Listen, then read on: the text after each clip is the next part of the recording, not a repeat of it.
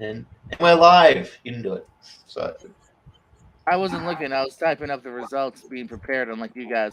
Oh, we're live. Then we're live. I'm prepared. I have the Wikipedia pages open. Come on.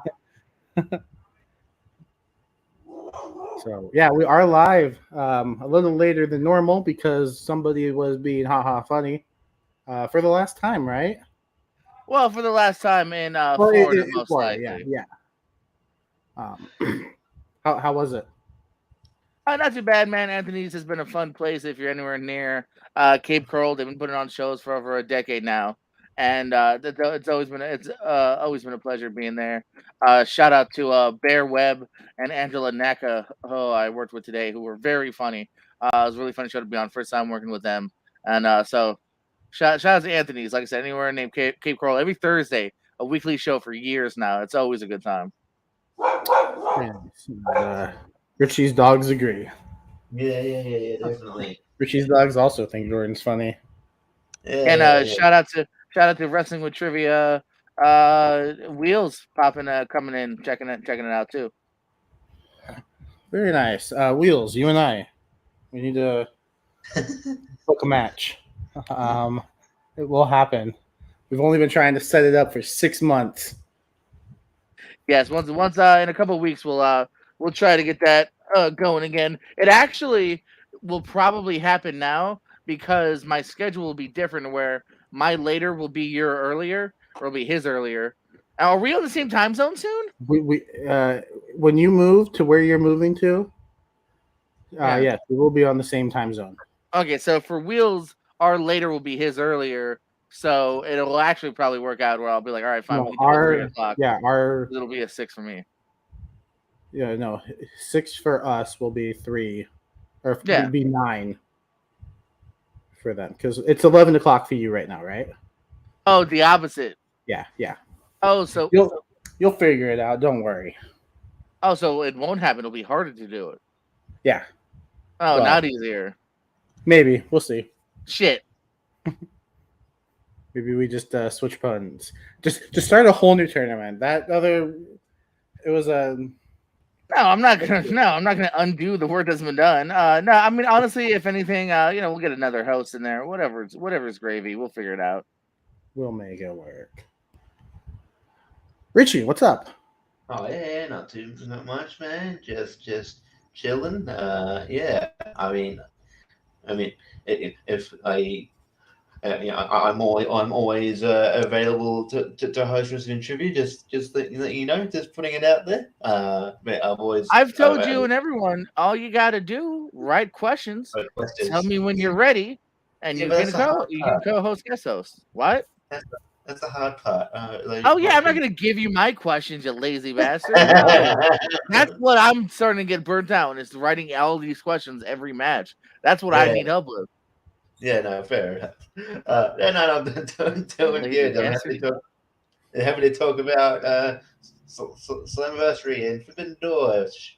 One was a good show. Hopefully, the other one's a good show. It looks on paper, it looks good. So I thought you were going to be like, one was a good show, the other one sucked, and it hasn't even happened yet. Yes. Screw you, Forbidden Door. Did you just shoo somebody away, Jordan? No, I was gonna show because I forgot I dug it out. It's been in in boxings. I'll show this later. Talk for Forbidden Door. This was one of my favorite memorabilia pieces. I'll show it later. Oh, okay. And I don't know if you noticed, I've themed the show. I'm wearing my Okada t-shirt. There you go. And I am wearing a plain gray shirt.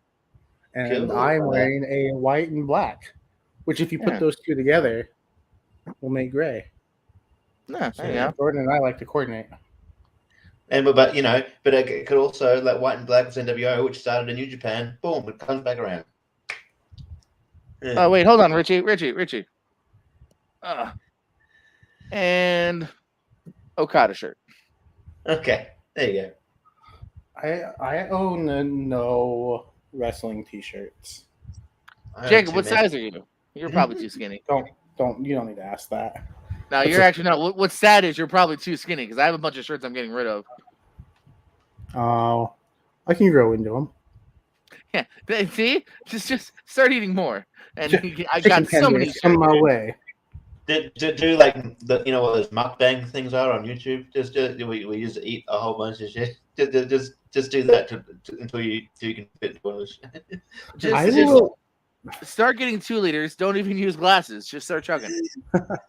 I will never understand the appeal of watching people eat food for a long amount of time. Like I watch some YouTube channels that like they do food challenges, but those videos are like 10 minutes long, and they speed it up. And it's like, okay, that's impressive. But like avocado, whatever his name is. If you see that. Yeah, not him. No, not him.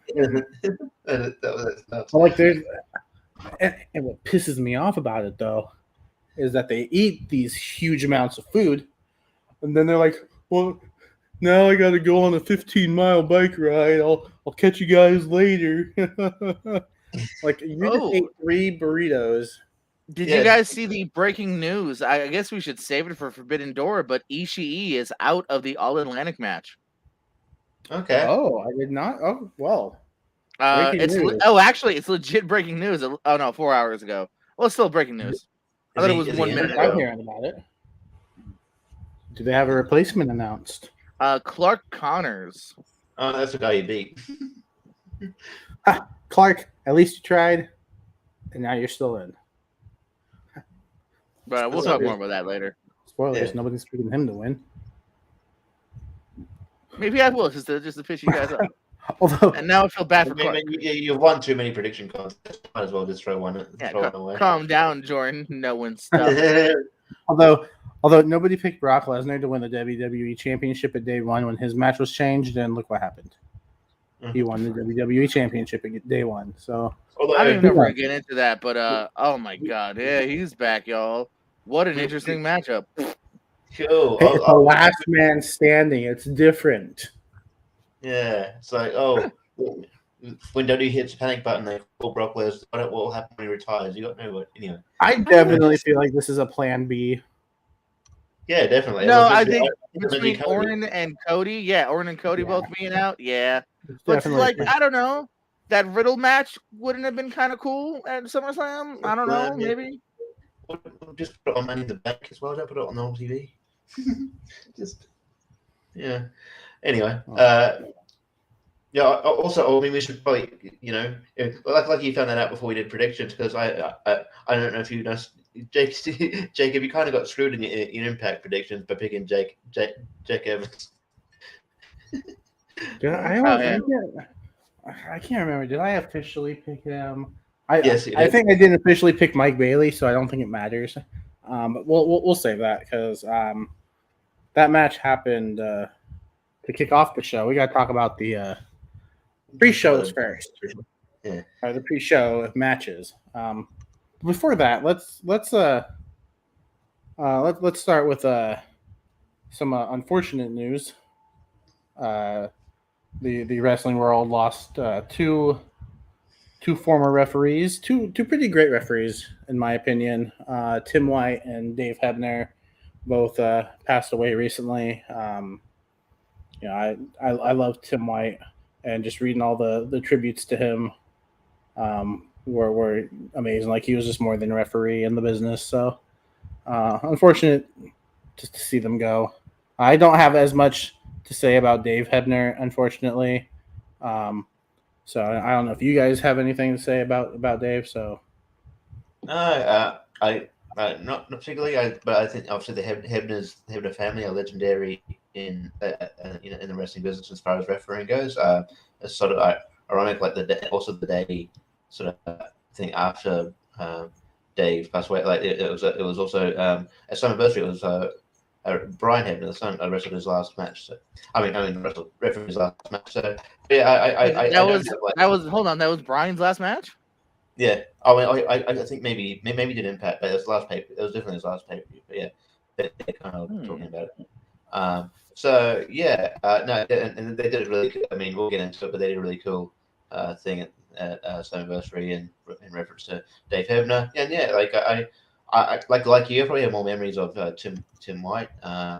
Like he was sort of one of the main referees when I was growing up watching wrestling there, and no, he was really good, really good referee. I do unfortunately remember like his last match he refed in WWE, which was the Hell in a Cell between Jericho and Triple H, when he told Jericho to throw as hard as he could into the cell, and he did, and he separated his shoulders. So and he never refed again, unfortunately. But yeah, like he did appear on TV, and there's really kind of I don't know, they wouldn't fly today, they shouldn't fly then, but like there was just this idea that like they did these skits with like Josh Matthews where he was like Tim White's pretending he's depressed, and he was trying to trying to basically just trying to end his life in all these myriad ways. It was just supposed to be played for like comedic purposes, but would not. It just was very, very tone deaf. But like, yeah, like it was even weirder too because it became a web exclusive for the last half of them, which was even weirder that they were like, "All right, this isn't working on television, but we're gonna keep making these." Like really weird decision. You just got Josh Matthews going, "Oh, that's not wise."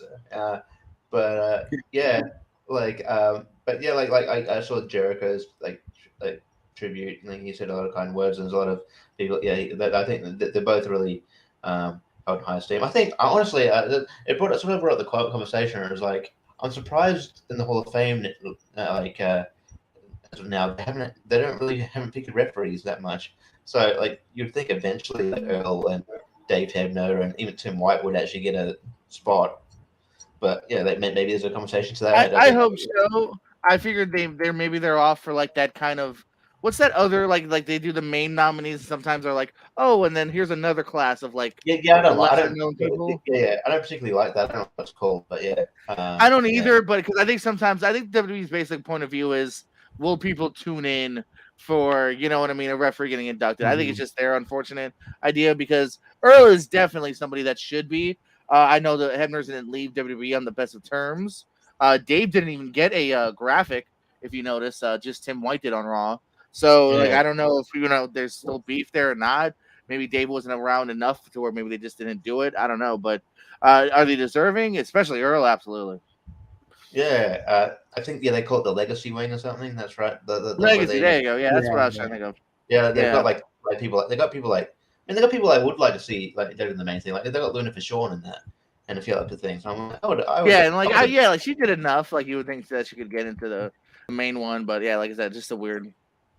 You know, I mean, Steve Williams. I guess because he didn't do enough in the WWF itself. Yeah.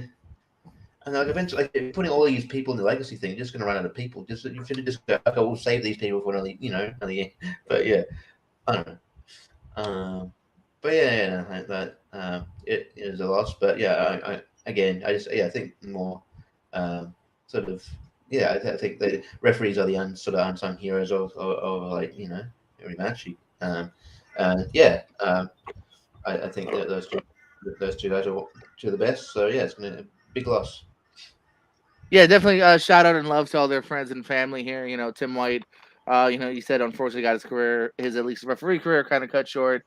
Been around since the 80s. He was, I know, the handler of Andre the Giant too. If you ever watched that Andre documentary, he's got a big part in that. They were buddies. So toast to Tim White and Dave. Absolutely. Now let's move on to Dave Hebner's nephew in TNA. TNA Impact just held their 20th anniversary. There's been around for 20 years now, so they celebrated with Slammiversary. And so I'm going to let you guys kind of take this because I did not watch the show, unfortunately. Financially, I cannot justify spending. I was going to say $100 on 3 shows within a month.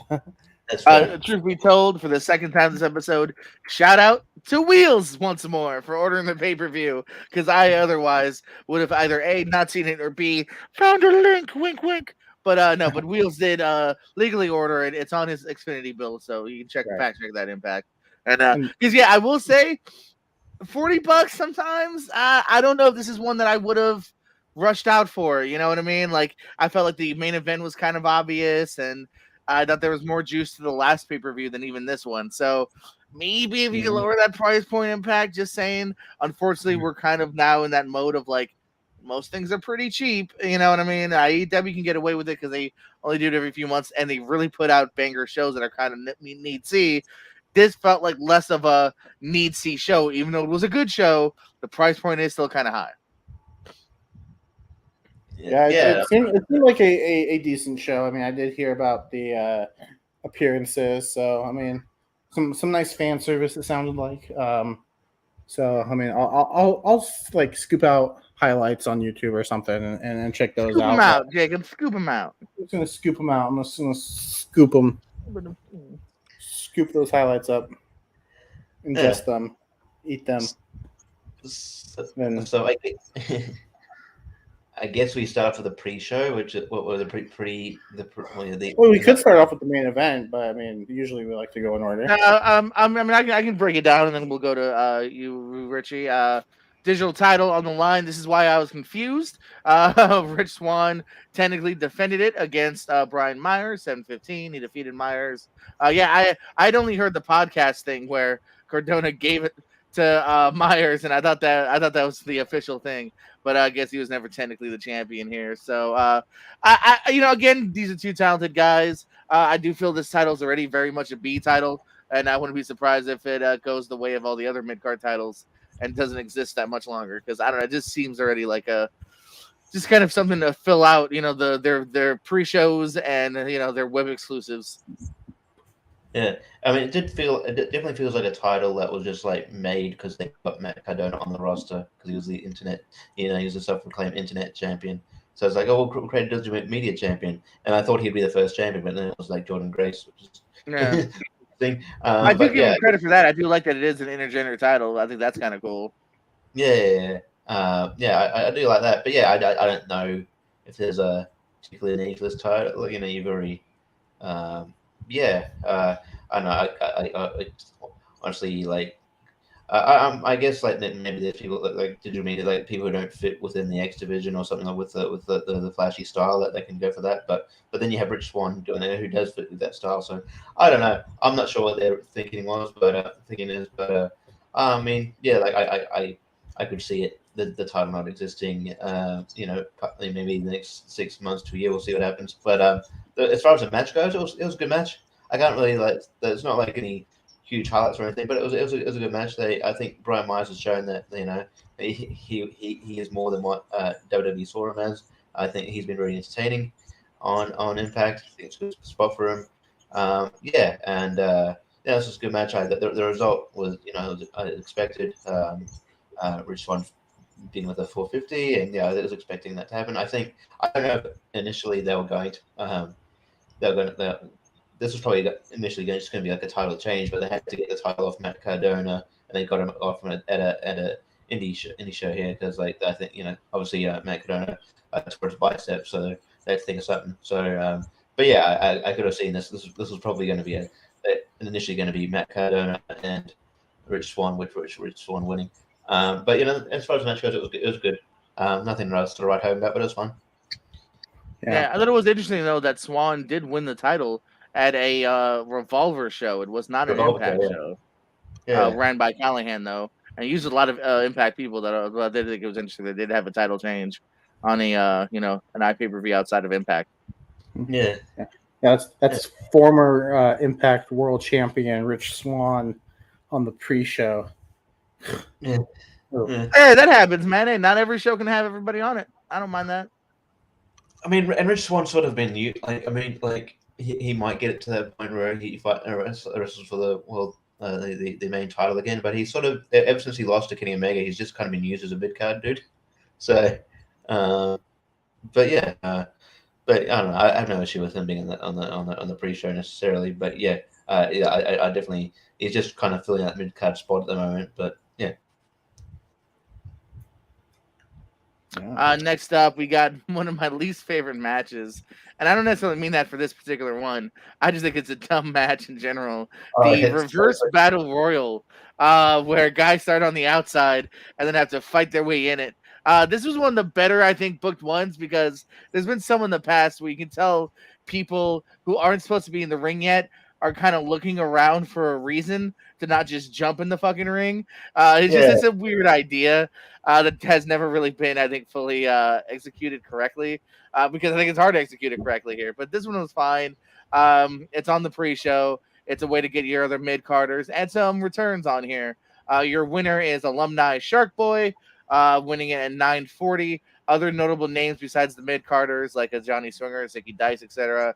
David Young, first time we've seen him in a while, popping up. Spider Nate Webb, who was never even that big of an Impact guy. He was like an explosion jobber and has been on the Indies recently, so cool seeing him in the match. Chase Stevens, former tag team champions of the Naturals, along with Andy Douglas. Jeff Stevens in the match. Slash, who was you actually might know him as PG. He got an entrance. Got an entrance, yeah, which is very weird. I almost thought he was going to win or be in the finals, which he wasn't. But got his own entrance with Sinister Jim Mitchell. Slash also, a lot of people forget, PG-13 member, along with the Nation Domination, who was this really skinny white guy back in the day. And then also, two of my other kind of favorite weird entrants was Mike Jackson, who's like a 70-year-old wrestler who literally walked the entire barricade with was it Shiro? The longest old school ever.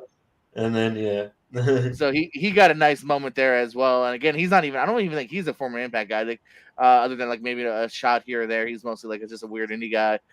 So yeah, Shark Boy, who him and David Young definitely have that semi-retired gut.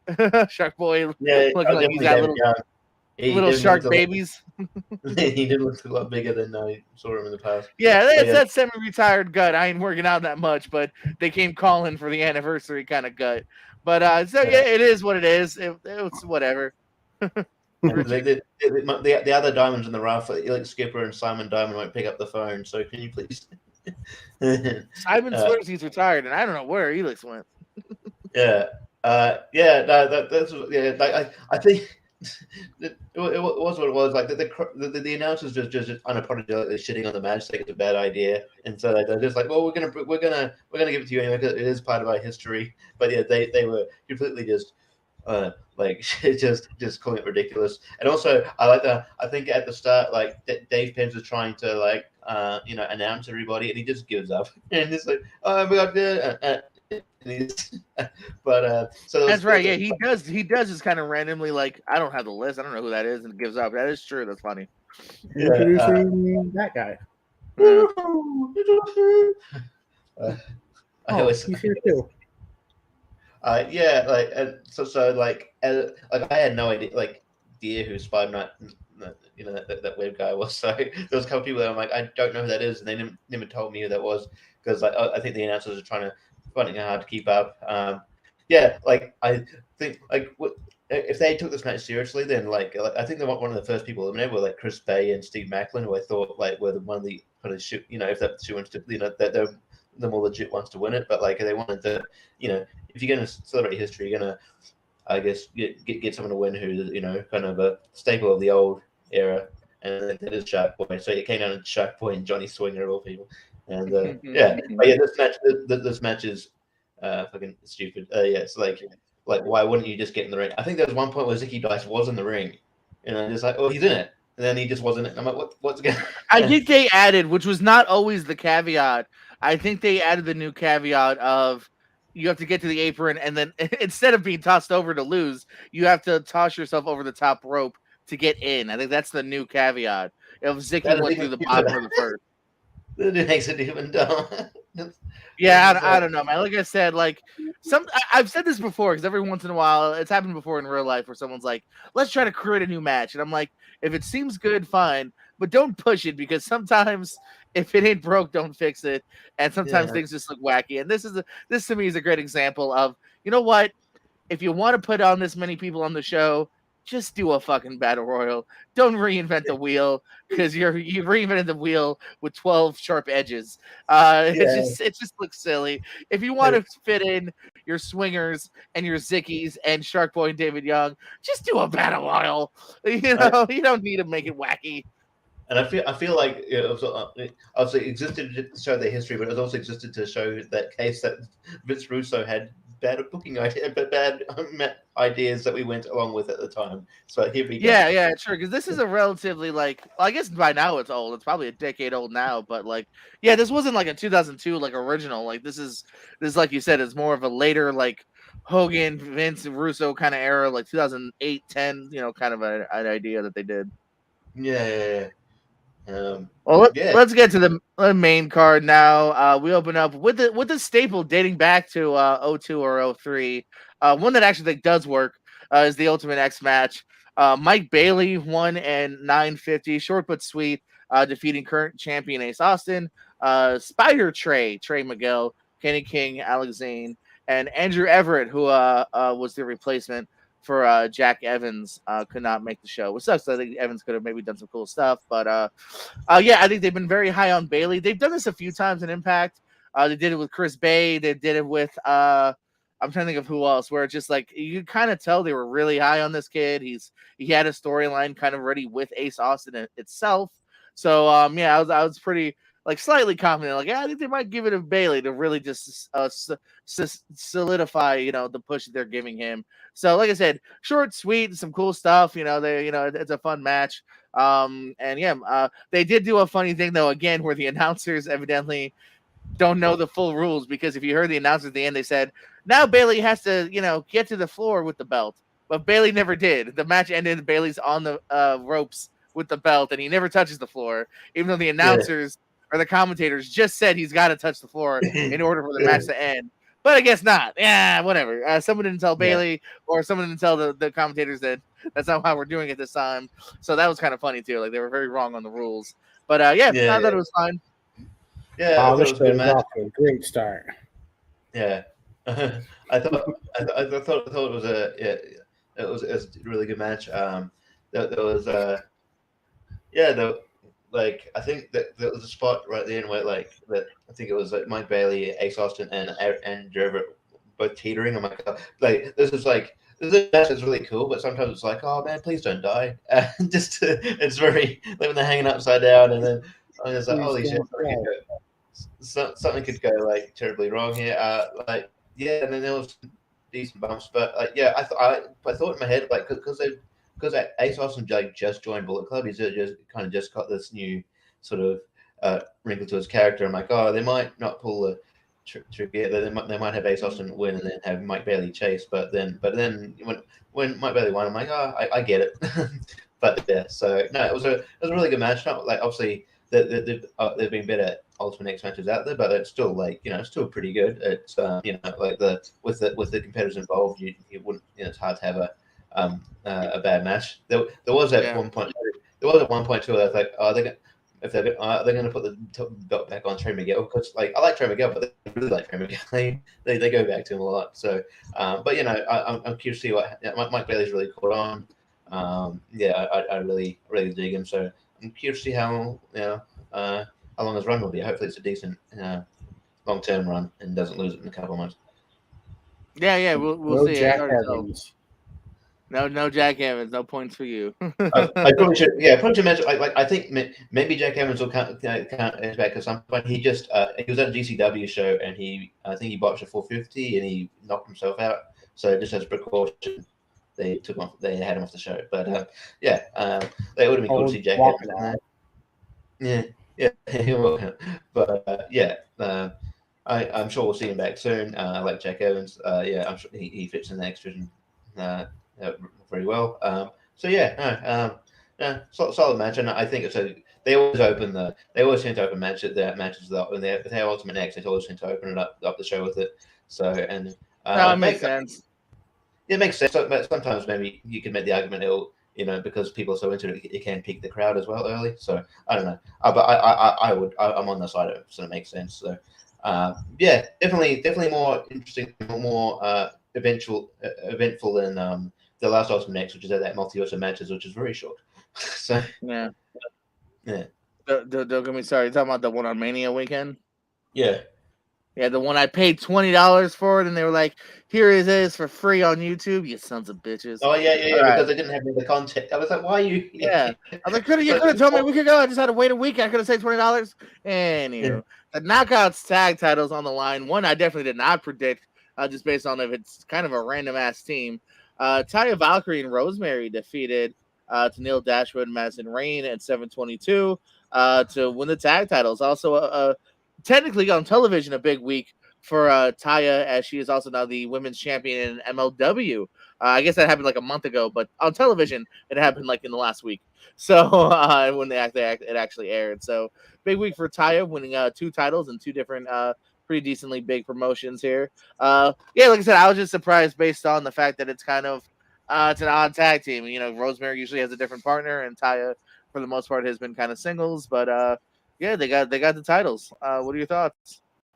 Yeah, man. I forgot about this match, so that might be interesting when we tally this all up because I forgot about this match. But I predicted Rosemary. I just because I guess it was just so random. Rosemary and Ty, and the idea it could work. I'm like, oh, they might switch the titles here, and they did. So Ty's doing pretty well for herself since she left. Got released in WWE. Like obviously she's one half of the Knockouts Tag Champions there. But yeah, like she said, she won the MLW Featherweight Championship, and also she's the AAA Reina de Rey champion. And I think she recently just called out Thunder Rosa, so that should be interesting. I mean, maybe she shows up on AEW. But no, yeah. I mean she was doing great before WWE too. Like, no, yeah. she's a well traveled, good competitor.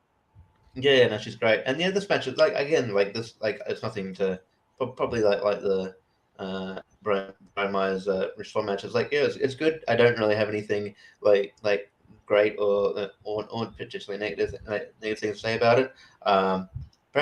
Apparently, I think it looks like Madison Rain might have hurt herself at some point.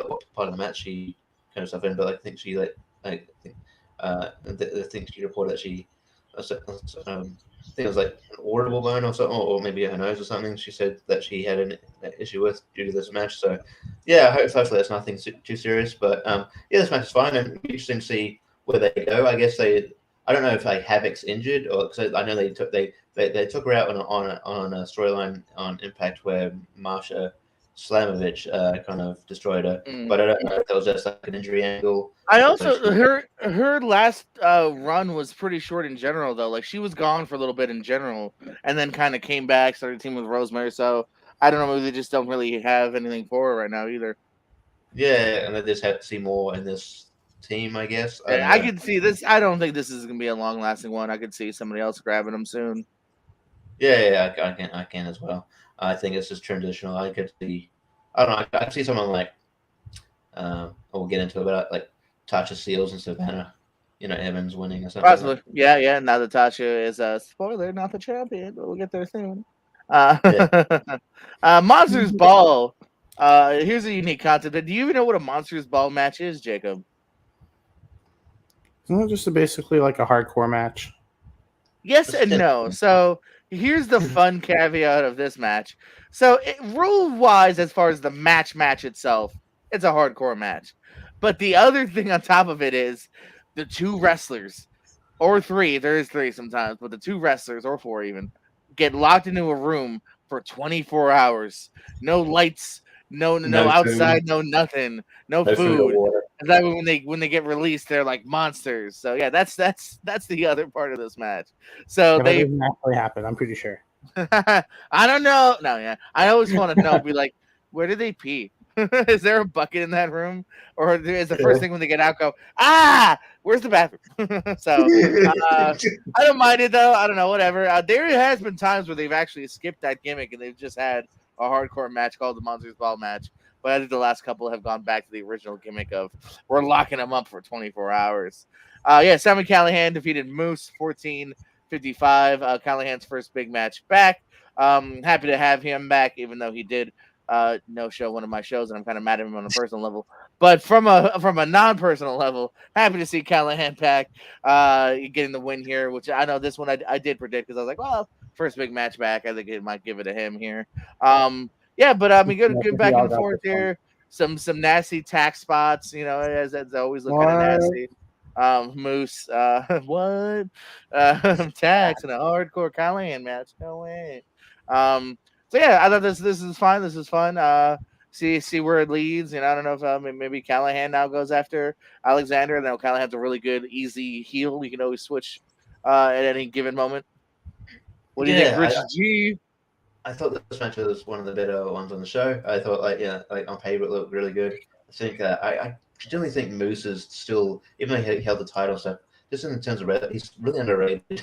I love Moose a lot. I don't know if he's underrated anymore. He had a good title run. He had a good title run, but I feel like people still don't like sort of, I don't know, give him credit. I don't know.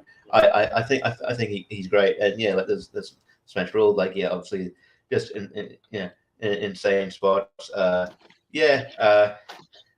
Maybe not not for you if you don't like the people that kicking out of obviously the shit that could in the match, but I don't know. I thought that added to the match. So the right person won. I think it would have been weird if Callahan lost. I would probably I then venture to guess that maybe if that did happen, that Sammy would on his way out or something. But no, he won, and hopefully, I don't know if this will lead to like I don't know if feud's over. It felt like a feud ender. But I don't know if he goes for the championship, or maybe I don't know. Maybe he feuds with Eddie Edwards again. They always have good matches. So, I think those two have killed each other enough. Although, actually, now that you said it, if you want to go at it from like the kind of news perspective of Callahan's the good guy and Edwards is the bad guy, that's kind of a slightly fresh take. Yeah, it's like. What do you think, Jacob? Though. The fuck you say, Jacob? I'm just kidding. Tag titles were defended and won by the Good Brothers. It was a little bit of a surprise to me. Gallows and Anderson defeated the Briscoe brothers in 10 minutes and 5 seconds, getting the titles back. I just thought, because the Briscoes just kind of feel like they just got there, that they'd have the titles a little bit longer. But the Good Brothers getting it, get their third run as champions here. Good. I don't know if it ever got to that next level for me here. I feel like this one definitely is maybe a good epitome of a not quite done feud. The other thing of note too is, of course, afterwards, AMW, one of the classic TNA tag teams, Chris Harris, James Storm, came out, and I didn't mind it at first, but I do think it's kind of weird that it just ends with everybody being kind of cool. There's no brawl, there's nothing. It's literally beers, and we're out, and we're going to show it to the next montage for Down West, which we'll get to in a second. And I just thought that was weird because the build-up to this was like they fucked around at the farm, and they got into like the Briscoe's father's face, and like, it was a real kind of feud, and it just kind of seemed weird for it to end with like, all right, we're going to have beers, and we're going to be cool. The end. Yeah, and it's like I don't know. I was kind of expecting sort of like a heel, like maybe a heel turn, or even if you call it if Good Brothers, because I don't even know where they stand in the heel face radar.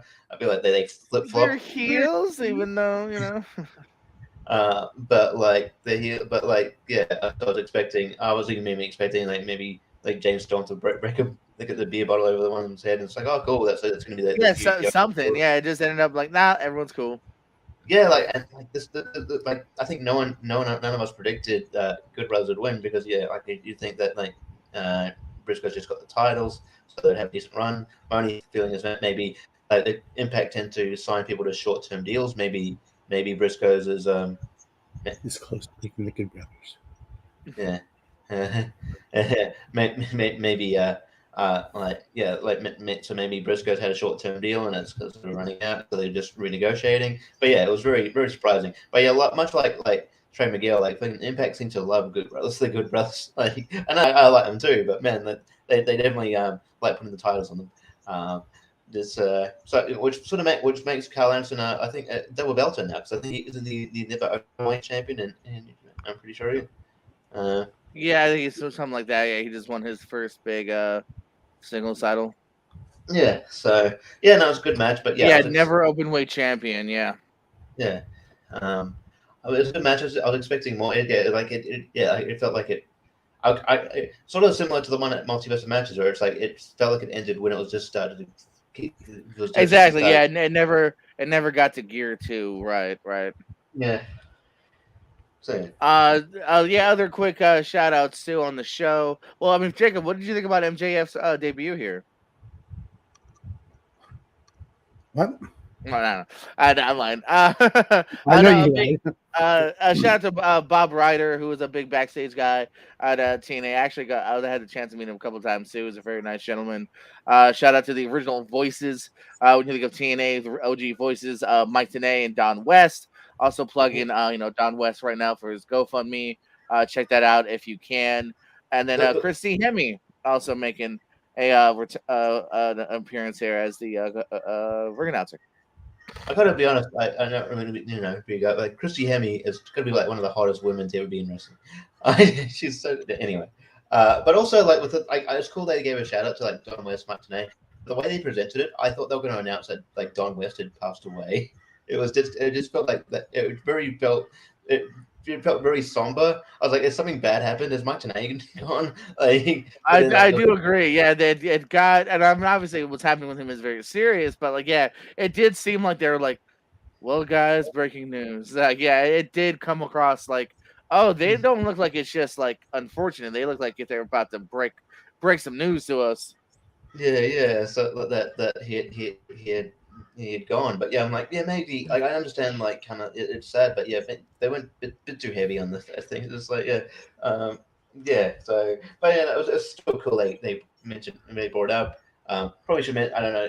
All throughout the show, there's people who do they cut to do like. Yeah, I was gonna save the biggest one for last, but throughout the show they did have a shout out from Sting, a shout out from Kurt Angle, who very much looked like he made them pay a cameo, like it was a cell phone. I was like, did they have to pay him $100 or whatever to do that? Yeah, he was very much reading. Yeah, it wasn't like it was. From, it didn't feel like it was from the heart. It felt like he was. Yeah. Reading. All right, I'd like to big a shout out to Impact Wrestling. I heard you guys are big fans of mine, and so yeah, and I'll say the big one for last. Next up, you got the Honor No More, the Ring of Honor Invaders, taking on the Impact Originals, which that can be kind of debated. But the Impact OGs won. Alex Shelley, Chris Sabin, Nick Aldis, Frankie Kazarian, and a returning Davey Richards, defeating Richards' old partner Eddie Edwards, PCO Mike Bennett, Matt Taven, and Vincent in 1845.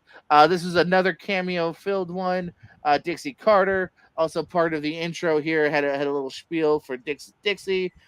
Tracy Brooks, who is Frankie Kazarian's real-life wife, popping up in the match. D'Lo Brown popping up in the match, looking like aces and eights, D'Lo. And finally, too, a quick shout-out for Earl Hebner, who did count the 1, 2, 3. So technically refereeing this match here as well. I figured it's Slammiversary, so this is one I did predict because I was like, well, it'd be weird if Impact lost at Impact's anniversary. And so far, No More has kind of had the best of them anyway. So it'd be interesting to see, too, if all these guys are sticking around. Like, I don't know if there's room for all of them. That's a lot of dudes. I don't know if this group's going to stick around or not. I've always thought Vincent and PCO were very weird members of this because they're supposed to be like insane people. But yeah, I mean, good match, good seeing some of these guys in the ring. Shelley's recent return. All this was a surprise for this. Kazarian brought on loan from AEW. More Forbidden Store stuff there. Davey being back, he's looked really good in MLW. Now back in Impact. I don't know if it's going to stay that way. We'll find out, I suppose. But yeah, what do you think of Honor No More and Impact?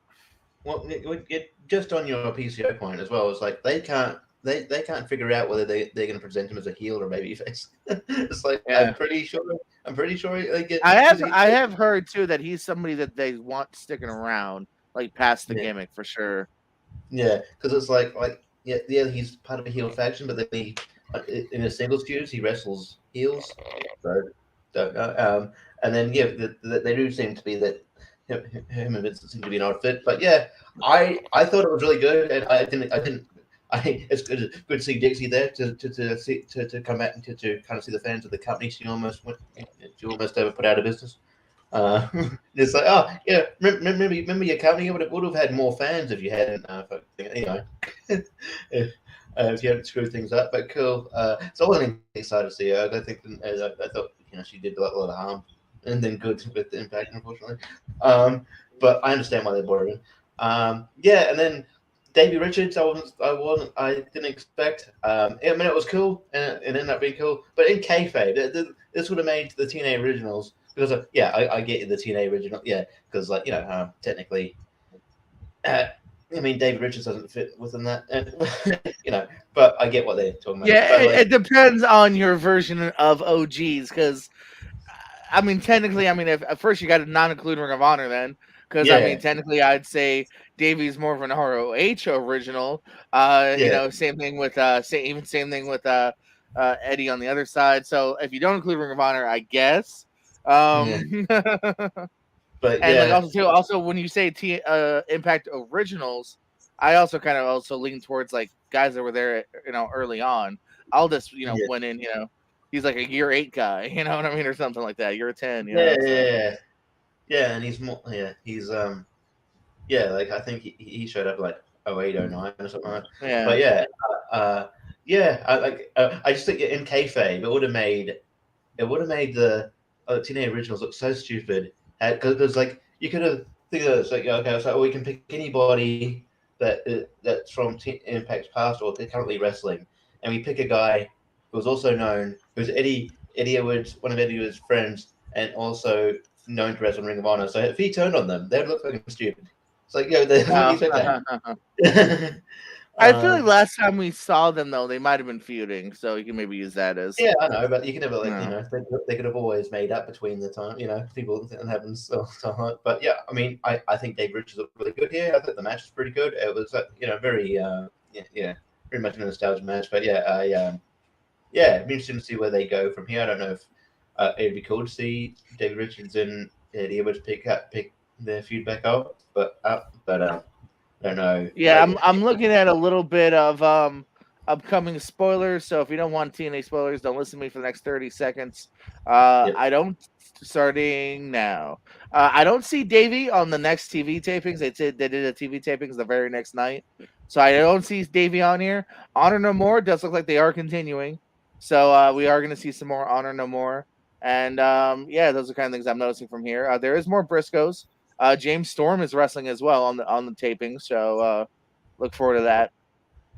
I feel like if you want to make Honor more like the big takeover, like this huge faction that's going to take over, I think eventually maybe he's the guy that beats Josh Alexander, Eddie Edwards, and then he can be the champion, and they can kind of make them they're legit, but maybe kind of add some more legitimacy to them, like they're a threat if they're going to continue that storyline. So yeah.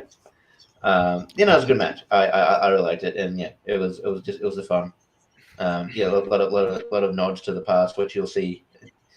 Which you also saw in the main event, which I'll get to. We'll get to when I get there. When up next, I do want to talk about specifically the biggest surprise of the night. Even though it was just a video, I was still very surprised because it's just not something that happens. AJ Styles was on a TNA pay-per-view or Impact pay-per-view last night, or not last night, but on Slammiversary. Of all people, I thought they kind of shot it kind of cool too, because they just show the chair for a second, and then he walks into frame, and giving some Impact love, and he does say they can be letting me do this. So yeah, it's just kind of interesting. I think of all the things I'm the most surprised about with Forbidden Door is not AEW, anything they've done, is Mickey James in the Rumble and AJ on a TNA pay-per-view. I think are the two I'm most surprised by, because WWE very rarely plays ball like that. But I thought it was kind of cool that they let AJ, who still to this day a big Raw guy, big WWE guy, being able to show some Impact love. AJ Styles on the pay-per-view. Yeah, it was cool. It was a cool moment because I didn't expect it at all. But it was a good speech. But then I'm like, when he thanked WWE, I'm like, my cynical part of me, I'm like, did they only allow him to do this? Had he said that last? Had he, because he said that last line. I don't know if they necessarily said like, you fucking better say it, but at the same time, I feel like it's kind of an unwritten rule. Like I think it's just I almost like I even knew he was probably gonna say thank you WWE for letting me do this. Like I think it's just something he had to say, whether he was still directly or not. Yeah.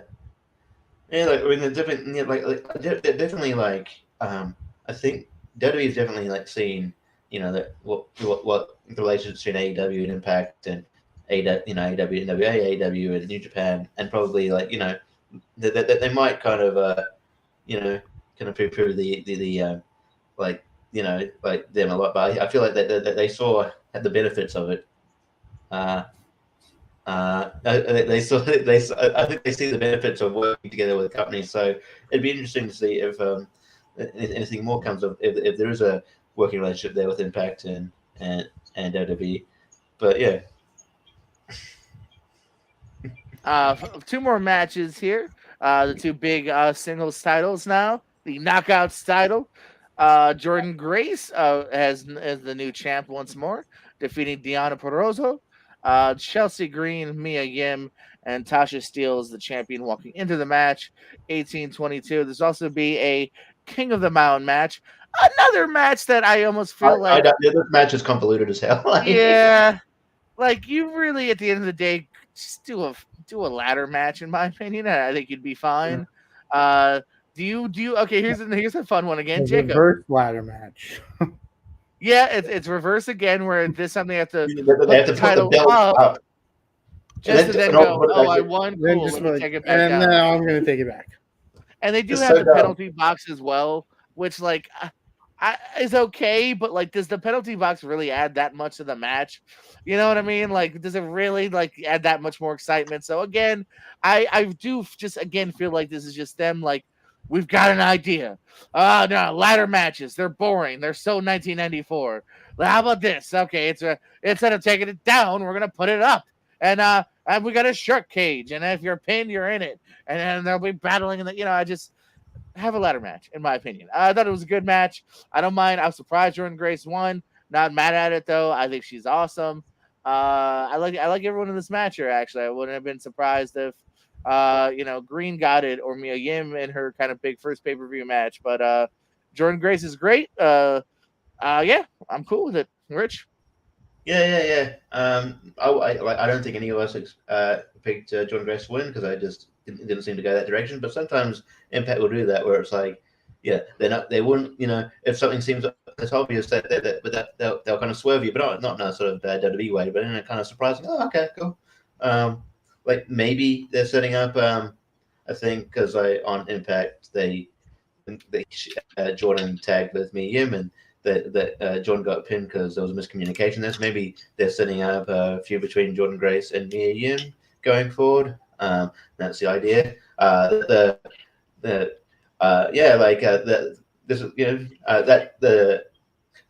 Purrazzo and Chelsea Green took a kind of pretty gnarly table spot at the end there. Yeah. Where I've never really seen women take that spot where it's like they're both on the ladder. Mia Yim pushes it over, and they both go tumbling to the outside and onto tables. That was pretty sick, considering also the guardrails like right there as well. So it's like they only a small space to land. But yeah, they pulled off really well. I'm sort of with you on the King of the Mountain match, or King or Queen now. The Mountain match. It's very. I think it's just like, they wanted a new concept to stand out, but yeah, there's just too many rules going on, and then the idea that you have to hook the thing up where it's like it makes it anticlimactic too, because I'm like, oh, did she actually hook it up? And then like it's like, oh, okay, I guess you won. And then just to bring it back down again, like just like I don't know, you can have the penalty box or whatever, but then just have a ladder match. You know what I mean? Don't do the reverse thing. It's kind of stupid. But this match was great. I'm sure we'll see more Queen of the Mountain matches going forward, especially at Slammiversary. I mean, I guess it's a Slammiversary staples for probably next year, Slammiversary. But yeah, Jordan Grace winning, I'm not mad at that. She's one of my favorite women working today. I think she's fantastic. So, yeah. New match idea. The title is hidden under the ring, And the only way you are able to go retrieve it is you need to make somebody tap out first. And once they're tapped out, they have to go sit in a chair. like a naughty The chair has corner. a seatbelt on it, and they can't get out of the seatbelt for a minute. TNA, hire me. What's stopping them from just like getting the uncleaning the seatbelt? Are their hands going to be down or something? Rules, Richie. Rules. Okay, I know. Yeah. Anyway, John. Oh, sorry, I fell asleep. So in the main event, Josh Alexander successfully retained his world title, defeating EY Eric Young 1845.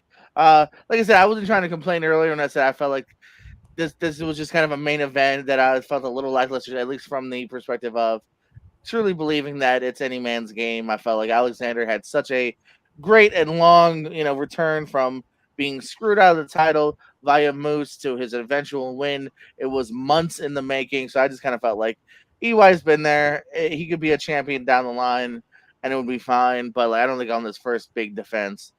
So good match. Maybe a little predictable. I know we all were very much thinking maybe because, and this just shows how jaded wrestling fans can be. I know me and Wheels were like, all right, who's gonna debut? Who's gonna return to end this paper? All right, the credits are showing. Hurry up! Where's the debut? Where's the return? And then like, all right, they're on to another show. What are they gonna do? Where's the return? Oh, I think that every AEW pay-per-view. Yeah. Where's the lights gonna go out? So there was none of that. Main event ends. Alexander celebrates for a second, and you're in and you're out. So like I said, maybe that's my jaded fault for expecting something big, because especially too last year's Slammiversary was a lot of like, or what was it 2 years ago now, where it was like fucking, hey, we got Heath and we got this guy and we got that guy returning. And it was a little bit less this year. Not that that's even necessarily a bad thing, but good main event though. I mean, these two are really talented guys. I'm happy to see Eric Young, who didn't get a chance in WWE, again prove why he is a main event worthy competitor. And shout out to my boy Diener, who also was involved. Yeah. This match was great, and also that there was nods to, like I mentioned before, there was nods to past wrestlers. There was Josh Alexander did Samoa Joe's boot in the corner there. This is sort of nod to him. At one point, Eric Young did the stroke, the Jeff Jarrett move. And so there was a lot of, and then Josh Alexander did the BME, the best moonsault ever. At one point, wow, way to copy Edge and Randy Orton. This was a fun match, but I was sort of, I guess they put Eric Young in that spot because it's like, we're celebrating our history. Here's a guy that's been here for like a lot of the time and was here on day one. So we'll give him a title shot, So I think that was the line of thinking, and I don't mind Eric Young getting a title shot, but I was thinking maybe they'd put like someone, like a bit new in that position. Maybe I always championed Steve Macklin. I think he's proven to be really good. So like potentially him. I was thinking of but this was a fun match. But I was also expecting someone to maybe debut but that's just. I'm just, I guess, with all the debuts and stuff lately, it just sort of happens. I think I just have these sort of warped expectations. So, but it was a really, really good match, and good. I'm glad that it looks like from what I read that Josh Alexander's next challenger is going to be Joe Doring. So they obviously haven't completed that kind of storyline with Fight Like My Design. So so overall, what would you guys give this pay-per-view? How are we rating? 1 to 10, 8 1 to 10. 1 to 10. 1 to 10. You go first, Richie, so I can think. Okay, I'll go 7. Yeah, that's where my heart was going. I don't really have any like major complaints as far as like, I don't think there's a bad match on here. There's no stinkers. There's no like, why is this on here? But at the same time, there's also nothing where I'm like, holy shit, Jacob, go spend that 40. Like I can't say that either. You know what I mean? Tag title's good. Never quite got to that second gear. Ultimate X good. Well, there's other Ultimate X matches you can watch. You know what I mean? Mm-hmm. Women's tag's fine, but I feel like that's kind of filler. 10-man tag's pretty fun. Ultimate X match or King of the Mountain. But yeah, you know what I mean. Yeah, it's good if you're an Impact fan. This should subdue you. They've had a tight roster for a while, and I think relatively tight booking too. You know what I mean. There's not a hell of a lot to complain either. Yeah, it's not like it was just not a huge selling point. Like there's like where it was like so last year at Rebellion, it was like the idea. Oh, if you buy this pay-per-view, you can get see Kenny Omega wrestle in an Impact ring. And it's like there's nothing, and obviously like even the last pay-per-view was like, oh, it's Josh Alexander's maybe redemption. Like that had a really juicy hook on it. You know what I mean? Or Bound for Glory. Like this was just one of those where I was like. For instance, Impact. I think just in a few days, actually, or in a week or two, they're doing like their B pay-per-view that you can get, with the Impact Plus. Yeah, against odds. That's what I was mentioning. I think I think Josh Alexander's facing Joe Doring in that show. Right, and like that, this almost felt to a degree like that. I mean, obviously they pulled out big matches like Ultimate X and whatnot, so maybe not quite as much, but like, yeah, you know what I mean. Like this didn't feel like that far removed from that. Like Alexander Young is kind of a match I would expect on maybe a pay-per-view like that. Yeah, at this point. And I think, Jordan, because I forgot about the women's title match, and because I was the only one that said that predicted Rosemary and Takari, I think that makes us even. I think we were even. No, it doesn't, because you picked Honor No More. Yeah, I did. Yeah. Oh wait. So oh wait, no, okay, it does make Jordan win. Okay, I'll try. Yeah. So Jordan won by one over both of us.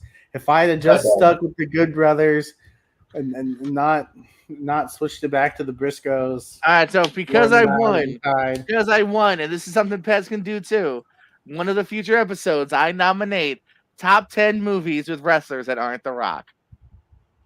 Okay. All right. That'll be a fun. That'll be a fun list. Yeah. Yeah. You can find 2 things as well. Cool. 2 podcasts on this channel. Yeah, that'll be right. I might put my own spin on that too. Like make my own limitations as far as making the list. But. We can talk more off air. Like maybe agree on some limitations. Like maybe even take off Cena Batista. Get really weird about it. We'll talk. Or only one Cena and one Batista match. But we'll talk. Yeah, okay, we could do that too. Oh, we could do that. No wrestler repeated twice. I kind of like that. Yeah. I also want to throw out maybe no David Arquette. You sneaky bastards. That's fair. That's fair. Yeah. Or one Arquette, and I'll put Scream in there. No team like Michael Bay TMNT with like not Sheamus counts, but not Stephen Amell. Oh, right, yeah, like wrestler, maybe. Right. So pick that movie because of Sheamus, not because of. Yeah, exactly. You want to nominate for Sheamus? Sure. And I'd say we pick movie, not necessarily performance, because sometimes it might be a small part. Exactly. But that'll be a fun list. Yeah, we'll talk to Austin about that because, that's definitely right up his alley. I think they're going to be doing something similar on a tournament fight, so that'd be kind of interesting to kind of maybe tie into that. No, you can tie into that too. Sure. Jordan won. It's his prerogative, but we'll see if he wins the next one, which is we don't have much of a break between the two, so hopefully you don't win 3 is right around the corner. And then shout out to Austin for hooking me up with the show. He will be giving me a link to watch it. So that's gonna be Tony. Did you hear that, Tony? Did you hear that, Tony? Swarm. He's not watching anymore.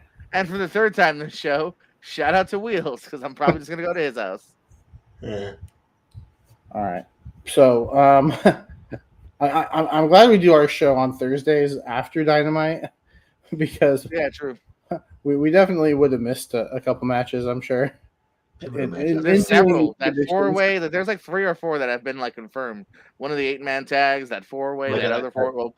Even the people in the 1 4-way. A pre-show match. The pre-show match is new. Yeah. Yeah. So, I got the the Wikipedia page open because we got 10 matches to go over. I believe. Roll 10 matches. Let's we'll start with that pre-show. It's Max Caster and the Gun Club versus actually Jordan, you take this because I don't want to butcher names. Well, I might butcher one of these. Yeah, so Max Caster, Billy Gunn, and his ass boys, Austin and Colton Gunn, taking on the Dojo Boys of DKC, Kevin Knight, Alex Coughlin, and Yuya Yamura. This one's kind of hard to predict. I heard, I don't know if you guys are Sam and Larson fans. They're pretty big podcasters. They're like, well, this is an easy one. I don't necessarily agree with that. I'm actually gonna go with the New Japan Boys, but that's just me because I think maybe they're kind of more of a current set team and maybe give New Japan that first win. That's where I'm going. Yeah, I'm probably same. What was their reasoning for it being easy? Just because who do they? I didn't. So they just said that and then they moved on. So they never really even said who they think is the easy winner because I don't think it's necessarily that easy. Stephen Larson. Yeah, I know Stephen Larson. They're good. But yeah, like I'm not familiar with obviously the JoJo guys. I think one of them is facing Hook on Rampage. So it should be fun. But I think because I think I don't know if it's gonna like play into it on this show, but I feel like the Acclaimed are destined to be baby faces and feud with the Gun Club. So yeah, they've already been setting that up. Yeah, it's kind of like one of my logics of like I don't feel like this foursome is destined for long. Yeah. I think that the Acclaimed are really getting over as baby faces, so I think that they're gonna feud. So I think there might be some communication there, but I'll also go the Dojo guys. Richie. Well, Scissor me, Daddy. Over here. You're scissoring Jacob. Wow. You're scissoring Jacob. There we go. Now we're scissoring. I think the same thing. I think the Acclaimed, Gun Club, the feud. Yeah, I'm on board with that.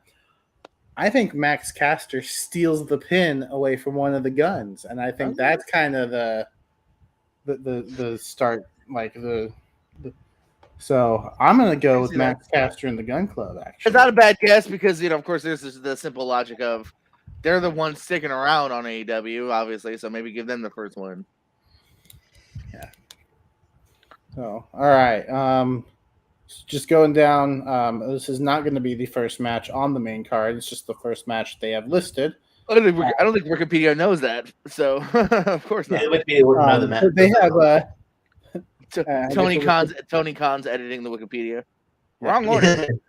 This is definitely not going to kick off the show. So Jon Moxley and Hiroshi Tanahashi for the interim AEW World Championship. This is definitely going to be the main event. So who do you got and why, Jordan? I went first last time. I meant Richie. No. Okay, fine. All right, I'm gonna because I think because we're not getting Tanahashi and Punk just yet, and also because Moxley. I mean, I know it's an interim title, but Moxley has already had a run with the major title. I think they're gonna put it on Tanahashi. Honestly, I think they're gonna do. I think Tanahashi. They'll just work a deal with Tanahashi that does a lot of dates for AEW. I think it'd be kind of cool. I think so. I don't know if many people have Tanahashi winning, but I do. So yeah, Tanahashi. No, I'm right there with you. Actually, I've got Tanahashi winning this.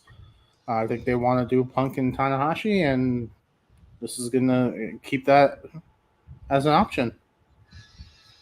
Well, I'll go against the grain and go with Moxley. I'm just gonna kind of use little outer factors of I don't necessarily know if Tanahashi's long for the States. You know what I mean? That obviously, I think this was gonna be a CM Punk win originally, and so now I think it's gonna be a Moxley win. I think they were gonna lead also to Moxley versus Punk down the line, which is exactly what you're gonna get now if Moxley wins, which is Moxley versus Punk whenever Punk is ready. With Moxley just being your current interim champion for however long that might be. So I think that definitely is a possibility for Tanahashi. I think it's the more interesting play, to be honest with you. But I'm going to go with Moxley. All right. I expected to be the only one to go with Tanahashi. I didn't expect somebody to agree with me. So that's fun, and this is why I think this should be a 2-night show, because we have another major title up for grabs, the IWGP World Heavyweight Championship being defended in a 4-way between Jay White, the champion, Kazuchika Okada, Hangman Adam Page, and Adam Cole. I'll go ahead and start this one off. I think Jay White retains. He just won the belt. I think it's way too soon for him to drop it. Maybe we get some dissension between Jay White and Adam Cole, but ultimately, I think Jay White keeps it. Jordan, what do you think? So this time I will jump with you actually and say, yeah, I'm leaning towards Jay White as well. I feel like again, I'm just kind of going by like logic of like the titles. I feel like it's him or Okada's play, but Jay White is a recent champion here. A 4-way is a good way to, only one person necessarily needs to take the fall. So yeah, I'm gonna say Jay White retains it. I agree that it comes down to Jay White and Okada because I don't think they're going to put it on like someone who's sort of just purely based in America. However, I think I don't know their booking logic, but I feel like they might have just had Okada lose the title to Jay White to kind of to kind of give an excuse to be put in this match, this Fatal 4 match. So I'm going to go with I think Jay White doesn't hold it there very long. I think Okada is winning it back. Interesting.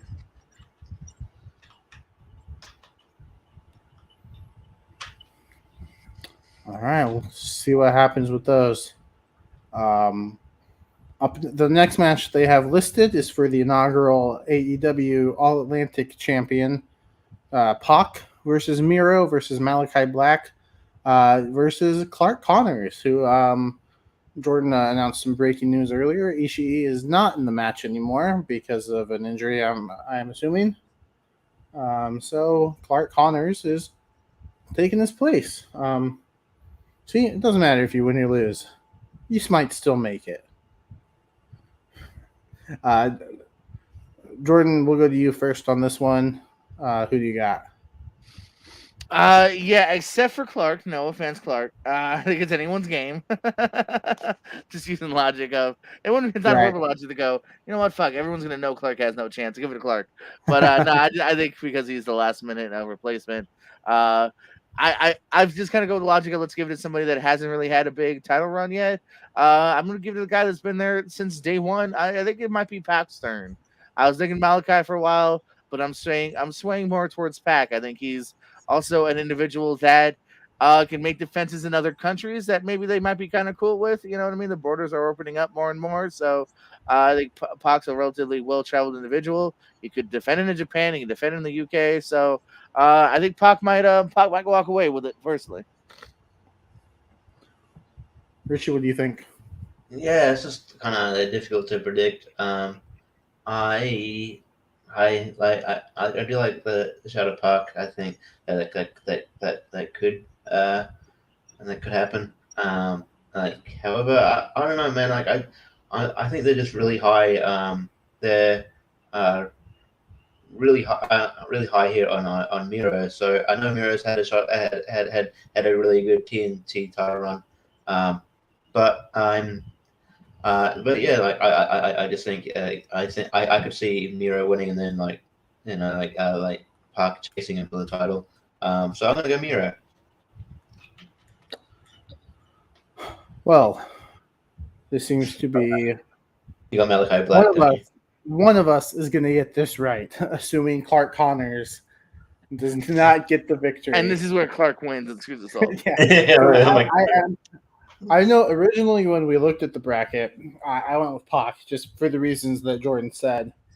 But then I remembered, this is a 4-way. Pretty sure there's no disqualification in a 4-way. So maybe Black gets a little help, gets the victory, much like most of his matches. Seem to have been lately. from a Double or Nothing with Julia Hart or whatever her name was. I'm bad with names. Just Julie. Just Julie. No, it is Julia, isn't it? Actually, Julia. Oh, you had it right. Yeah, I was right. Ha. Oops. Anyway, no, I'm gonna go black. But I wouldn't be disappointed if either of the other two won either, because I think they're all deserving of being a champion. So that will be interesting. That could be the match that determines this whole predictions contest. Of course, we'll have to get Austin's at some point too and see what he thinks. But this will be interesting. Richie, we'll go with you for the next match first. We've got the Sex Gods, Chris Jericho, Sammy Guevara, and then teaming with Minoru Suzuki to take on Eddie Kingston, Wheeler Yuta, and Shota Umino. I'm very bad with names. Japanese friends, please don't kill me. I love you guys. No, I think you did fine. Richie, who you got in that one? I just because they're sort of like recently reformed, I wouldn't have them lose as quickly. I have the Sex Gods winning, and then maybe that will more heat for an eventual rematch between Eddie Kingston and Chris Jericho for each of the blow off the feud. But I have the Sex Gods winning, but it could go either way. Obviously, but and it's not the easiest to predict, but I just think maybe having the heels win on this ledger would kind of bring forward the feud between Eddie Kingston and Jericho. So I'll go to the Sex Gods. All right. I'm torn on this one because they're gonna meet 3 days later in Blood and Guts. No, that's not. Part of me wants to go with Eddie Kingston just because Jericho got the win last time. I'm talking myself into it. I'm gonna go Eddie Kingston, Wheeler Yuta, and Shota. Jordan, what do you think? I'm gonna go back to the logic Richie kind of used. Actually, I'm gonna go with Richie here and say the Sex Gods and Suzuki. This is the first sighting of Guevara back with Team Jericho, and I think regardless of the outcome of Blood and Guts, I think it also kind of makes sense to have the heels walking in kind of strong and pissing off Kingston more, and I think Kingston's just that much more mad going into the bloody match. You know what I mean? This is an example of that. I'll also use the slight logic of Suzuki they're high on Suzuki, I think, in both companies. You know what I mean? He had that Ring of Honor TV title run. He's big in New Japan. I think he's a little bit bigger than Umino. So I could also see it being like, hey, let's leave the Suzuki looking strong as well. So, I'm going to go with Sex Gods and Suzuki. Yeah, this has nothing to do with my hatred for Sammy Guevara. I want him off my TV for a while. Maybe at Blood and Guts. Yeah. So we'll move on to probably the easiest match to predict, I think. In my opinion, anyway. It's Will Ospreay and Orange Cassidy for the I guess IWGP United States Heavyweight Championship. I'm gonna go with Will Ospreay because he's just a lot better than Orange Cassidy. Cassidy's fun. He's over, but Will Ospreay is the better wrestler. Let's be honest. Yeah. Jordan, what do you think? I just don't see. Maybe one day Orange Cassidy will have a New Japan run. I don't see them being like, yeah, let's put the title on him. Right. I think Ospreay is, kind of right in his prime. I was personally out of like him and Okada. That's who I was super excited to see kind of, pop up in AEW here.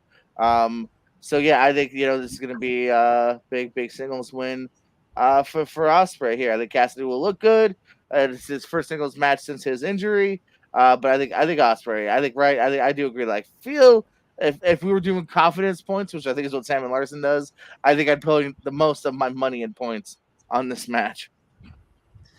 Yeah, I feel like like I know they've sort of been dealing with the injury bug, unfortunately, sort of on both companies, but Orange Cassidy is an interesting choice for Will Ospreay.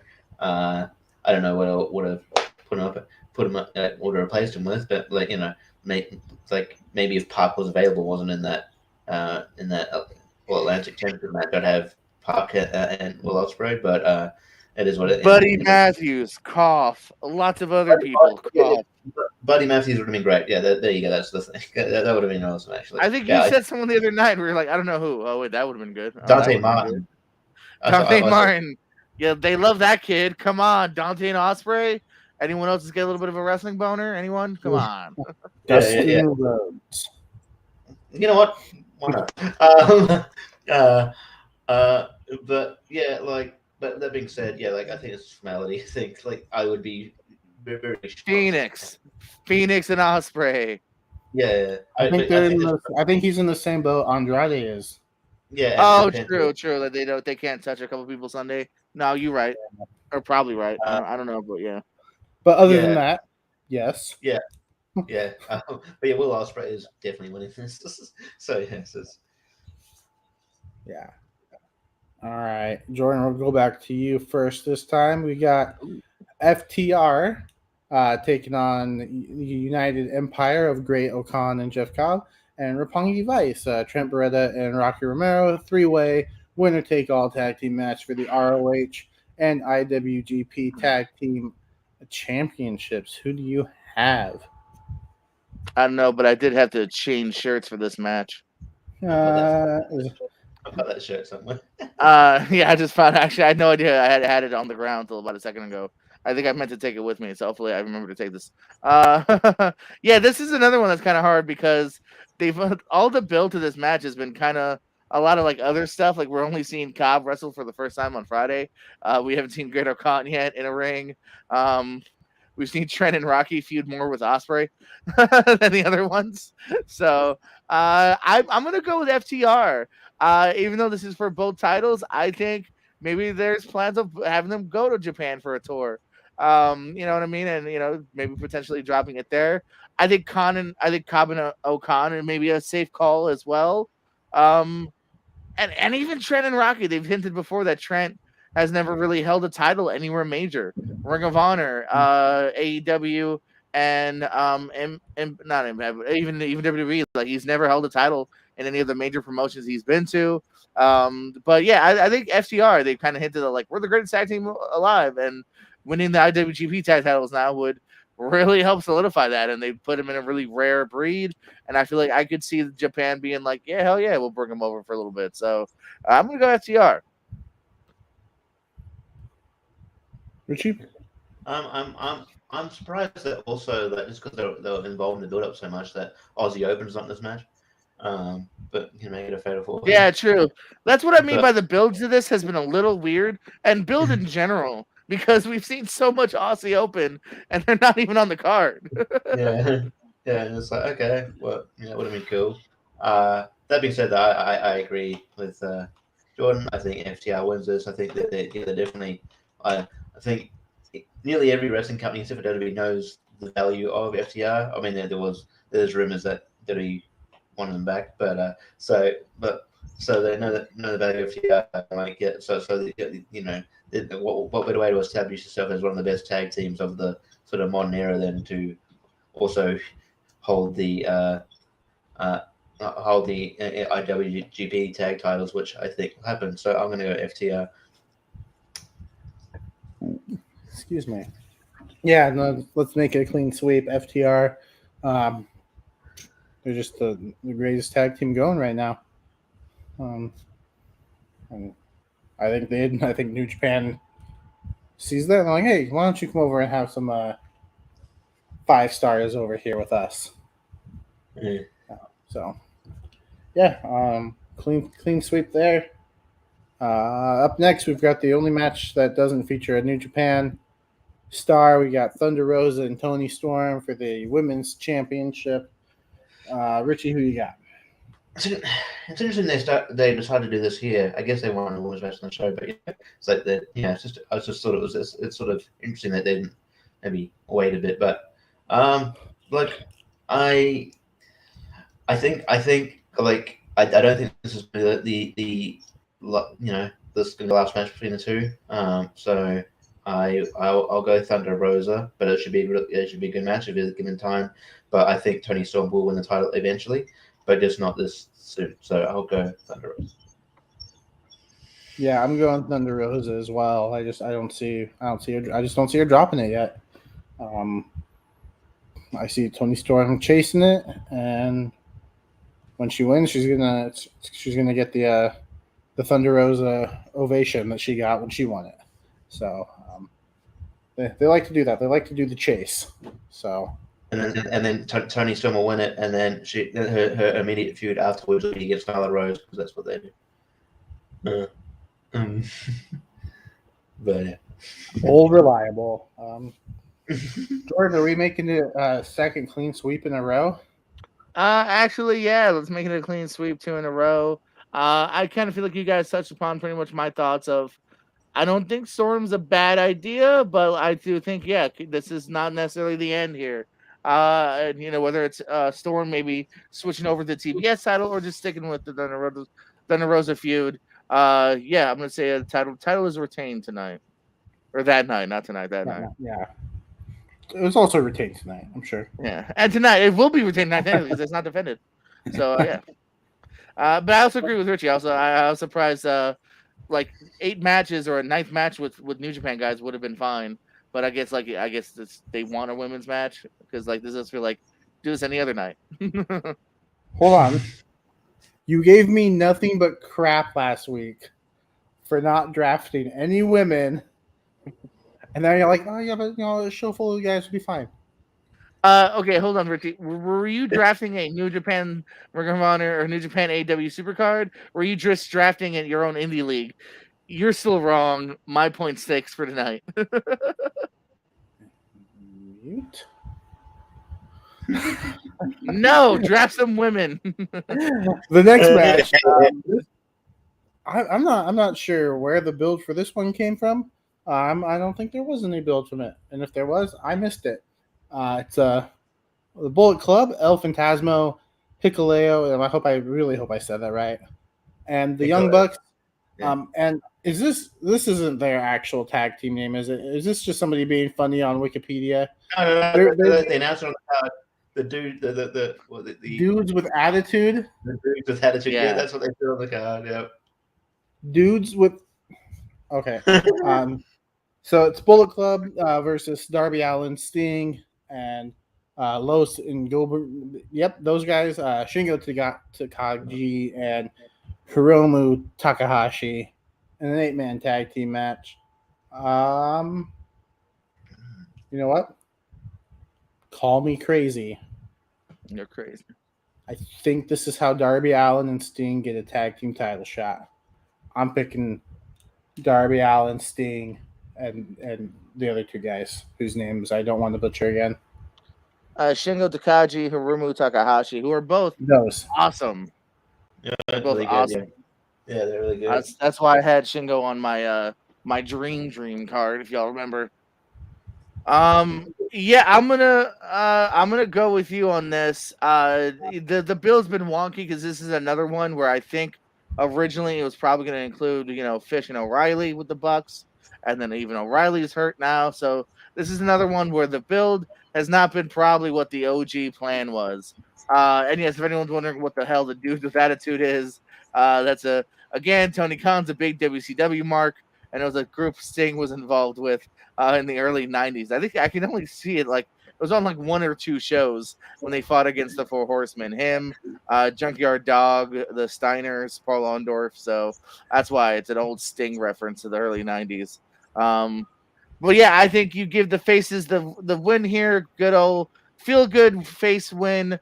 And like you said, man, I think Sting and Darby versus Bucks is actually a really good idea. I didn't even think of that going into this, but yeah, that's a good way to lead into that tag match, whether it's on a pay-per-view or just a big Dynamite. And it'll be for no other reason than AEW likes this. It's going to be a ladder match. No, Sting's in it. For once, it won't be, actually. It'll take him half an hour. Richie, who do you got? Get it wrong. Yeah, same logic. But yeah, and Takagi and Takahashi are really good. So yeah, and then they just got the yeah. Obviously, it is confusing because obviously Kyle O'Reilly was going to factor in at some point, but obviously he's not ready to compete for. I guess he's injured, but yeah, you would. So it's just like I think there was supposed to be build there, but they had to course correct a bit, change plans. So basically the same logic. I'll go the dudes with attitudes. I think I think we're not long for the. I mean, we're not far off from Sting and Darby Allin getting a tag title shot. Because I don't know who else. I think Young Bucks don't really have any kind of anybody that's going to be in line to wrestle him at this stage unless you're going to FTR again. That they indicated on Dynamite that they're going to be there, so maybe they come out after this match and then kind of set something up. I'll go Dudes with Attitude. You could always just go with the Lucha Bros again as a challenger. They never disappoint. Yeah. I mean, not the Lucha Dragons, Jordan. The Lucha Bros. I mean, the last match, Uncle Dave rated it. Uncle Dave. 5 stars, so I mean, he ain't my uncle. All right, so this last one is going to be worth 2 points. No, really? it's not. Why? It is. 1 point for if you guess it. 1 point if you guess who wins, who it is. And another point if you can correctly guess who Bryan Danielson, his replacement, is going to be. How do we feel about that? I don't know. I just feel like it's kind of, I don't know. Obvious is the right word. It's gonna be real stupid if we all pick the same person. Yeah, fuck it. Let's go with it. Let's go with it. All right, Jordan. Who do you think the replacement is going to be? I'm gonna be a lame-o and just go with the one people are hinting at. I think it's gonna be Gargano.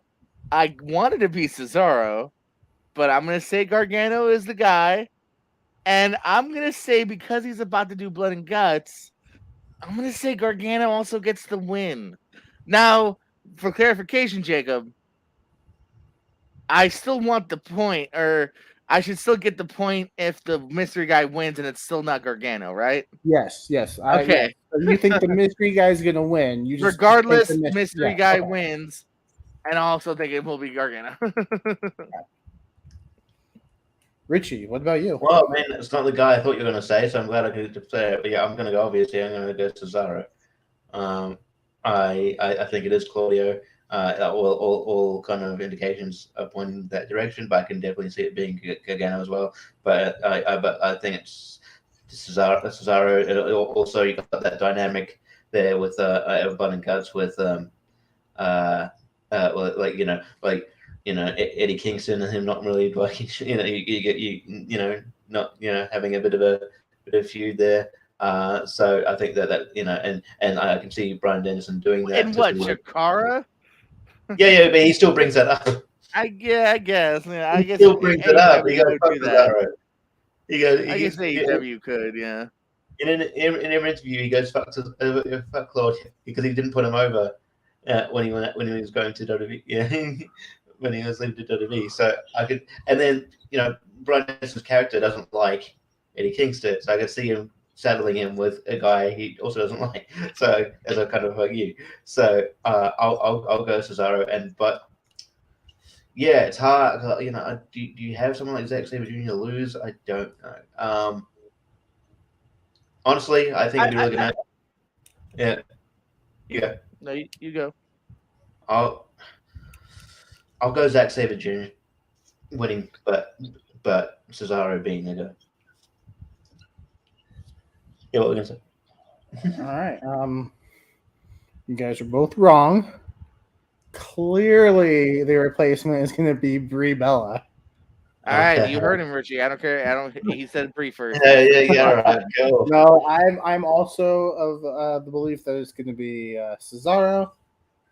That face off with Jake Hager and Blood and Guts is going to be something.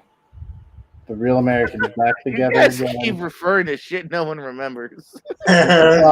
Obviously, are you calling me a nobody, Jordan? No, don't twist my words. But anyway, I think it'll be a fun callback. They're gonna think about the times Cesaro stubbed toes with somebody in FIW5. Him and Jack Swagger go way back. But I'm also going to pick Zack Sabre Jr. to win because I think the real money is Danielson and Zack Sabre Jr. And I think the match loses a little bit if he comes into it because I think they still do a Zack Sabre Jr. Bryan Danielson match when Danielson is healthy, and I think it just loses a little bit if he comes into it after a loss to the replacement. I think Zack Sabre Jr. can come to it a little cocky, like you can, like I beat your replacement. I'm going to do the same to you. You're not breaking this trachea, that's for sure. So I'm going to go with the Zack Sabre Jr. winning, Cesaro as the replacement. So yeah, that is you're saying Sabre gets the win though. Sabre gets the win, but Cesaro is the So I'm agreeing with Richie, which I wasn't sure. If you guys are both spot on, that this could be the matchmaking or the point making difference here, because you guys will have I have 0 more points on this one. Well, I wanted to propose something else to you guys. I wanted to make these a little more fun than just predicting the matches, but maybe having some bonus questions. Well, like the finish. No, not the finish. So, like, one bonus question I have in mind is not including the pre-show, obviously, but what match opens the show? Okay. So, Richie, what match do you think opens the show? I honestly think probably the one we just talked about. I think it get the crowd pumped. That the Zack Sabre get the crowd a match get the crowd pumped, and especially if it is going to be like someone like Gargano or Claudio. I think that's gonna gonna be a really fun opener. So I'll go with that.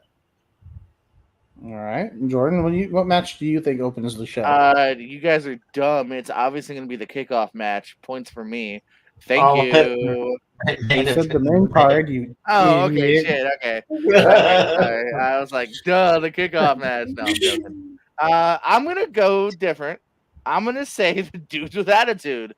That seems like, especially if we're right on the dudes winning, I think it's a fun, more of like an Ultimate X in a sense of it's gonna be a little bit more spotty. You got the Bucks, you got Sting, who's probably gonna do something stupid. Like that screams opener to me.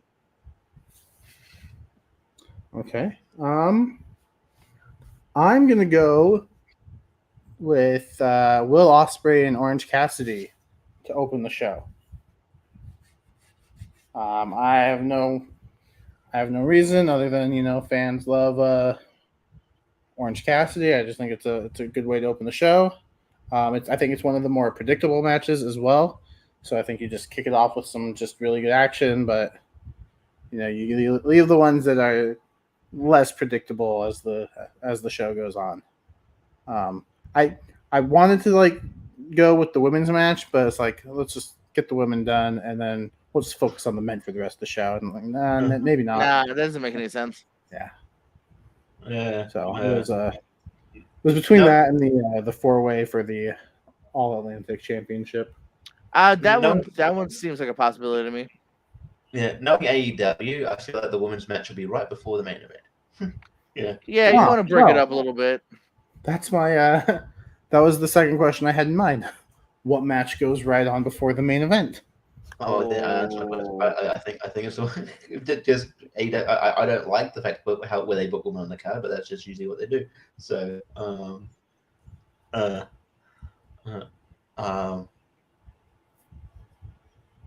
Yeah, that's going to be mine, actually. I can't think of anything. Jordan? You go next. Okay. I think just because it's a big show, Big show. I think they're gonna save the the biggest matches for the end. I think they're gonna end it with Moxley, Tanahashi. Obviously, I think right before that though, I think right before the main event, it's gonna be the 4-way for the IWGP. I think they're gonna go back to back with the main titles. Yeah, I hate to do it, but that's where I'm going. For what you just said, yeah, I think we're gonna end with, because it's a world title, out of respect to a degree of it being, that's gonna be the match. It's a different kind of match too from your singles match, because you have a 4-way, so it's not like you're piggybacking two big singles matches. So yeah, I think we're gonna end with IWGP and then flow right into AEW. Yeah. Right. Also, do we think we see people who aren't on the card, maybe people from New Japan aren't on the card, but make an appearance? Like maybe there's someone like Juice Robertson and people like that. Yeah. Possible, but I mean, like, at the same time, like, I don't know if you have time, or I don't know. AEW is always adding random people. I mean, Silas Young debuted this week. Like, yeah. You think the roster is big enough, and then they throw in random. I think the Silas Young thing's just a one-off. I think it's something. Yeah. I know, but I'm just saying, like, well, exactly. Well, so would be the random. You know what I mean? Like, we might not see most of these people, for months or years, maybe even ever again, to a degree, just depending on timing of everything. Like, AEW does it a lot. Because I'm surprised Naito's not on the card, and I mean, I know there's issues with New Japan Kota Ibushi. That's why he's not on there, but it's a shame he's not. Yeah. But yeah, like definitely Naito is a kind of big admission. Yeah, I would say is Naito the biggest? Probably. I'm trying to think. I would say so. I mean, there's other people that have worked out like the Girls of Destiny not in the card is interesting, but I guess they've been.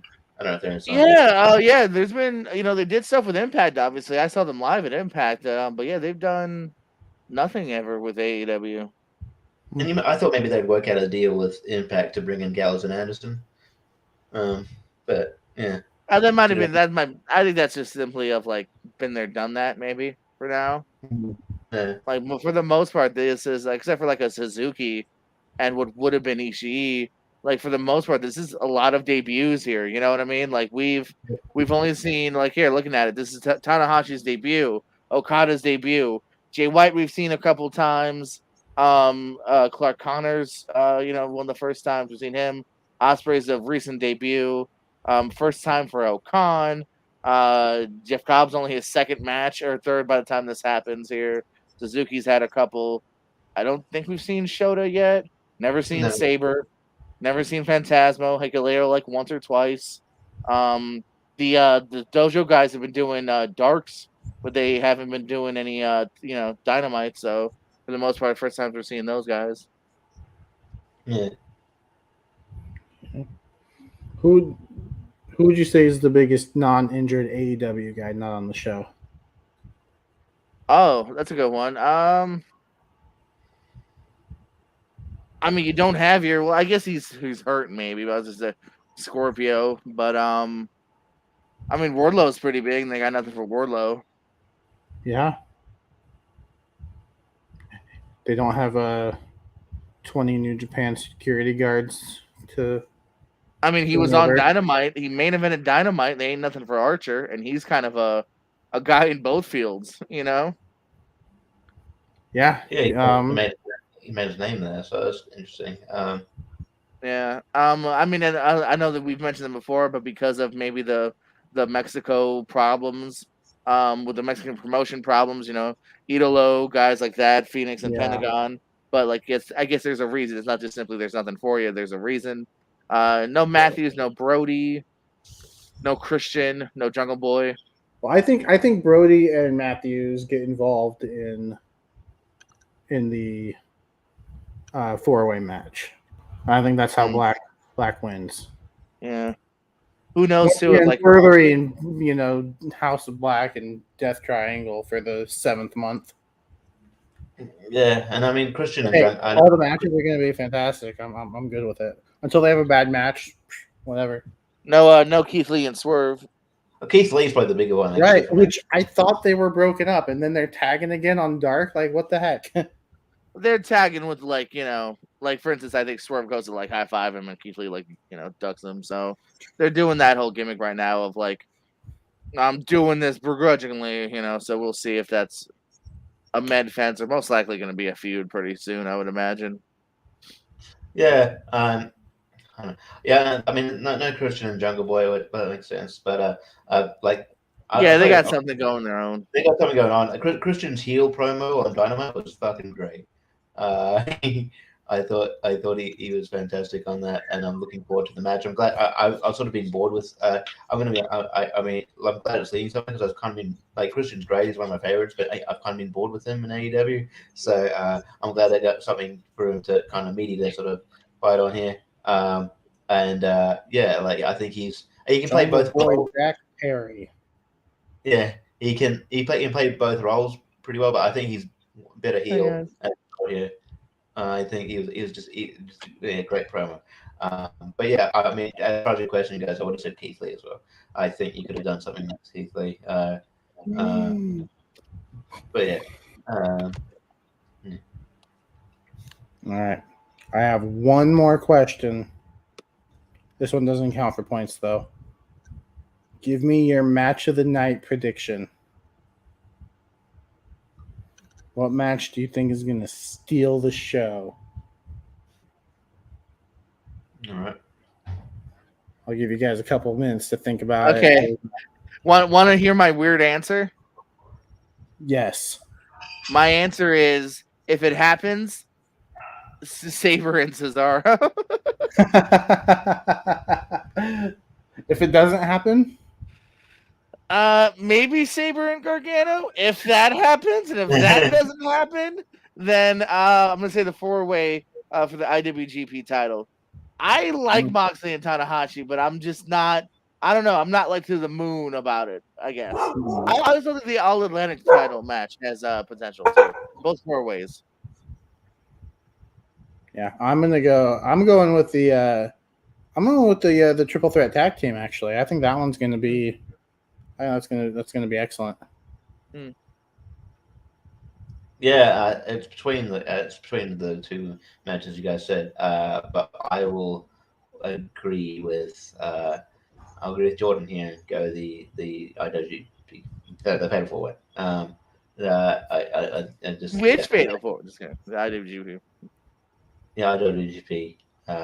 Yeah, so I'll go with that. But they both be solid, and yeah, like Moxley and Tanahashi would be good. Yeah, it's just like I don't know. I'm not. Yeah, like I don't know. Just something about it. It's just I'm not like I'm looking forward to it, but just not as much as the other ones that could potentially steal the show. Yeah. So yeah. Here's another one I just thought of. Does MJF make an appearance? On this one, I don't know if it makes sense to. I don't know if like where do you shoehorn him in? Unless it's like a random like he just fucks with something at one point, like he's in the crowd or something. Like there's no Wardlow, there's no Punk. Like I don't know, where do you fit him in? Yeah. I think he's more likely. I was thinking like do they put him on the show just to like kind of keep him in fans' minds? Because they haven't really mentioned him the last couple of weeks, have you? Yeah, no, I'm not against it. It's a big show to where like I said, you can find something for him. If he's just kind of hanging around. The replacement? And he fights Sabre. What if he's the replacement? That'd be a big heel move though, because like it's not. He just doesn't like MJF's a good wrestler. He just doesn't have that crowd pleasing kind of style that you would want to expect from someone like. I mean, Danielson did come out the bad guy tunnel. He made sure to mention that. He did.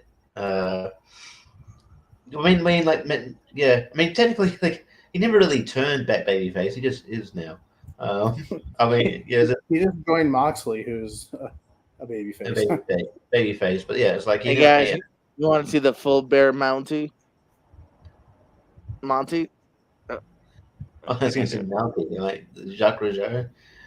Sorry, I meant I meant Monty. I meant his bare penis. Wow. You can definitely tell it's almost 1 o'clock where Jordan is. Woo! Well, 1 a.m. I talk about bare penis at 1 a.m. That's my thing. Last question. At the end of the show, whoever wins between Tanahashi and Moxley, does CM Punk come out and have a face-off? No. I'll say no. Not necessarily a face-off, but he comes out to the ramp and holds his title up. I'll say no because then that teases like it's going to be soon.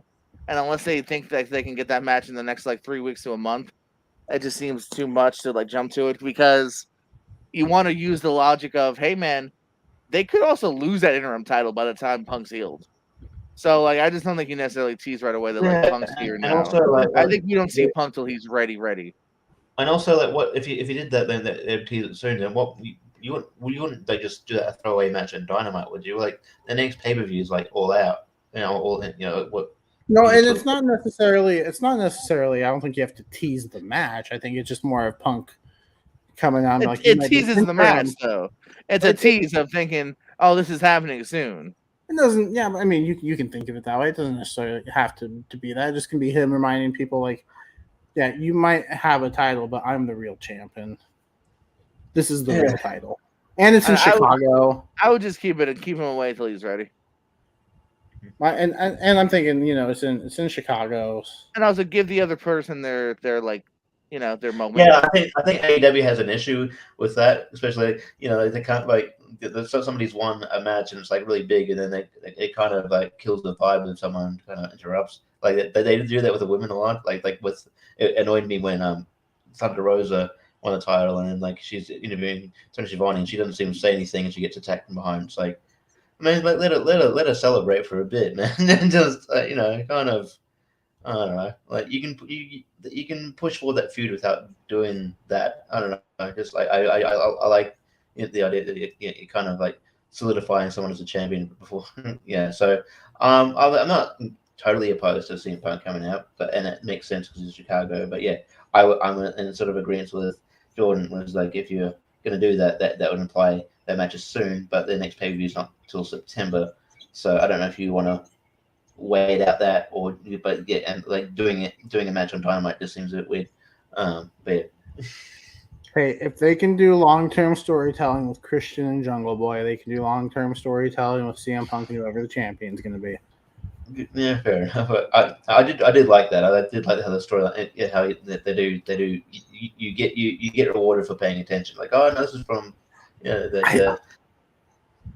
That, in my opinion, that just seems lazy. Like I might be in the minority here, but I don't like the reasoning for Christian turning on Jungle Boy. It's like, yeah, he eliminated me a year ago, and I've been waiting this whole time to turn my back on him. I could have cost him the tag team titles. I don't know how many times, but I'm gonna wait till he loses them on his own. And I don't know. I guess that he also wanted to prove, even though he was like obviously scheming and like not actually being a genuine mentor, but he also wanted to prove that the one like he said, the one time I'm not out there is the time you lose the title. He wanted to prove how important he was. Yeah. It's empty. I'm not. What do you mean? Like you're gonna give me some? Yeah, that's what I thought you said. I thought you said. No, I was saying, what are you drinking? It's a good old Baja Blast, zero sugar. I thought it was one of the beers. Okay. No, I can't find that like at any store near me. I found it once. I found a regular one once. It was all right. You guys have like so many variants of like Mountain Dew and Pepsi and like I see like Jordan Anderson's like snack review. I'm like, what the fuck is that? It's very different. It's just very kind of a different vibe here. Like, yeah. I'm a huge I love me some Code Red and watermelon, or Berry Blast or whatever it is. That's good. Yeah. I like the Baja, especially. It's only available in the summer though. Throughout the rest of the year, you just gotta go to Taco Bell and get it. But, yeah. You could have a different Mountain Dew every day of the week. Yeah. Maybe even for 2 weeks. I've been wanting. I don't want to spend money on it because I know I'll take one sip and go, well, I don't want any more of that. But I do want to try a sip of the. There's a hot and spicy Mountain Dew I now. know. And how that like I don't know how that would you could Now I'm the least spiciest guy out there. Like I love watching hot ones. If you're a wrestling fan, check out that show because they have some good guests like Sasha Banks, Stone Cold, Undertaker. But I know I wouldn't last past the first wing. Oh yeah, me either. No, I'm not. I'm the least spicy guy out there, man.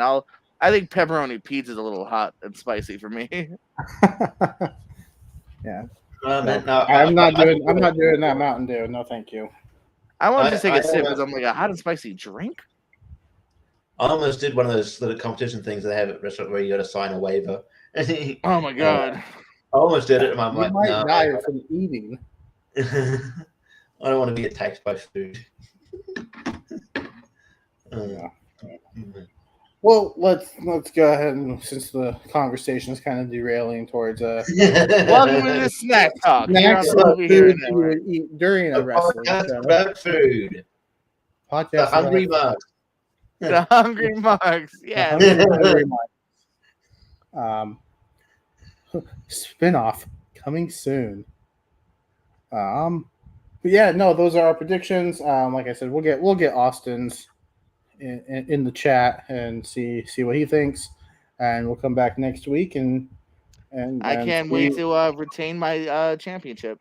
We'll see who's I mean there's obviously there's a chance for a tie, but we got some pretty different predictions. We only agreed on 2 or 3, but still there's enough. We agreed on 4 actually. Oh, okay. Yeah, we all have Ospreay, FTR, Rosa, and then Darby Allin and Sting winning. But no. Did someone have Bullet Club? No. Okay, then cool. Oh, we're boring. No, there's still enough, especially with those bonus points. That's still was it 6 matches? 6 matches and the 2 bonus points. 6 so matches 8, and the bonus points, yeah. 8 points difference. Yeah, something like that. Yeah, and then join us next week when we go over our predictions, go over the show, and then I guess we got to predict Money in the Bank. Money in the Bank, yeah. Is that the next one that's coming up soon? Yeah, that's coming up afterwards.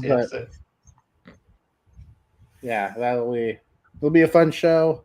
Yeah, Jordan once again is the year predictions winner for Slammiversary, beating me and Richie by a match. Undefeated, baby. I gotta say it now. I can. Yeah, I will. Yeah, I was undefeated before. Whatever the first show was that we did, Double or Nothing. That was the first show we. How are you undefeated? When you were 0-0? Yeah. Yeah, still undefeated. I was also winless, but I was undefeated. So yeah, that's our show. Jordan, I know you're leaving soon, but do you got anything coming up this weekend in Florida? Yeah, actually, Saturday, RPW in Fort Myers, Florida, Crown Plaza. We're putting on Red Rum. What does that spell backwards? I don't know. I can't read. But that's gonna be a fun show. Title defenses here. We just got a Sideshow versus Ricky Martinez, who was in MLW for a while.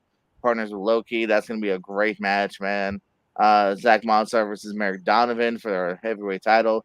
That's gonna be great. I plan on making an announcement at the show. Plus, it's Christmas in June. I'm gonna be giving away a free wrestling item to every fan in attendance. So come get some free stuff. Is this just stuff that you didn't want to pack and take with you? Yeah, wait, offload your stuff. Yeah, it's basically me being like, I'm gonna either throw it away or give it away on Saturday. That's exactly what it is. Come get shit I don't find worthy enough to make it to Arizona. You could do that thing that on I think they did a thing on Impractical Jokers once where, like, as a punishment, they had Joe not unknowingly like shoot his belongings into the crowd by like a t-shirt and clothes into the gun with a t-shirt gun. It's like, hey, that's my shirt. Yes, if any of you want that Okada shirt or that SER shirt you saw earlier, show up Saturday. Richie, you got anything going on? Yeah, I've got I'm always I'm always on tournament fights and tier ranker. I think we got we got one coming out on Monday. With just our favorite comedians working today, best comedians working today. There was a lot of crossover. Some not so favorites. Yeah. So some of them just it's a lot of favorites and then some. So they got that coming up. I think I'm also going to be on I think your top 128 at some point, and then and also Austin's because I was on the pedal last time. So should be fun. And then I've got on Henry Confidential channel got a teams match coming up. Teaming with Steven Shepard, with the Good Shepherds going up against Jake Tato and Sandy Robinson. I can't remember their team name, but I'm sure it's a good Sandy Tatos. Oh yeah, there you go. That should be fun. And you can catch me on CWT a lot as well. I do trivia there. I just had a Iron Man match with Ryan Payne. You can check that out. And the winner of that, potentially faces Jacob. I just have to make it past some dude named Nicholas. Yeah. Nicholas! You should fight crime. Former tag team champion Nicholas? Or that's what I thought. Apparently, it's just... I'm telling you, WWE needs to just, at this point, because it's been a few years, right? Is Nicholas 18 yet? No, he'd be like about 40. I think he's like 15. Yeah. All right, so 2 more years. 2 more years. Just take somebody in developmental that's fucking jacked to the gills. Call him Nicholas. Have fun with that. That'd be funny. I think that'd be great, actually. Yeah. That's fun. Yeah, that'd be great. Other than that, I'm obviously you're gonna take a couple week break because John's moving, but otherwise you could see me on John's channel doing movie trivia and wrestling trivia, and maybe his podcast coming up here soon. So yeah. Yes, all that will be resuming here soon. Barber, the current picks and list champion. I'm a champion. I'm one of the only few to hold both the show about trivia and picks and lists. A rarefied bunch, man. Rarefied bunch. You've had your days. More than 6 right. Which is weird because I'm not that good at trivia. So I get lucky sometimes. It just happens to be about stuff I know. Thankfully, I watched Hustle the day before we did the picks and list. But that only helped you like twice. It did. But no, that'll be fun to get back into. Jordan and I, we did a top 10 Robin Williams a couple weeks ago. That's up on his channel. Go check that out. Eventually, we're going to do a top 10 of 2022 so far. Sometime in July, we talked about that. That's going to be fun. I think I have an interesting list. I think people will be very surprised at some of the... Don't give it away on Facebook anymore. Hey, that's the top 5, and even like just a few hours after I posted that, it changed. There you go. That's not even correct anymore. I guess we should also mention at some point we're doing the top our top 5, top 10 of matches so far as well at some point soon. So yeah. Yes, that'll probably be in June. Jordan, you're not on the show next week, are you? I was gonna say off air, but next week I won't be here. So you still continue on with whatever you want to do, and then if you want to do top 10 of the year so far, is that what you were talking about? We do that on the 7th. Yeah, and then that's when the first year is done. We'll do top 10 movies featuring the wrestling next week. No, the thing I asked. No, we'll figure it out. You gotta go. You gotta go over the pay per view, and if you guys want to do something else, maybe a I'll still be rewatch. joining us next week. I'm pretty sure, so it'll still be a three-person booth. Yeah, if we watch, we're all going to watch Forbidden Door, so and also going to watch it. So there'll be stuff to talk about. Yeah. So, yep.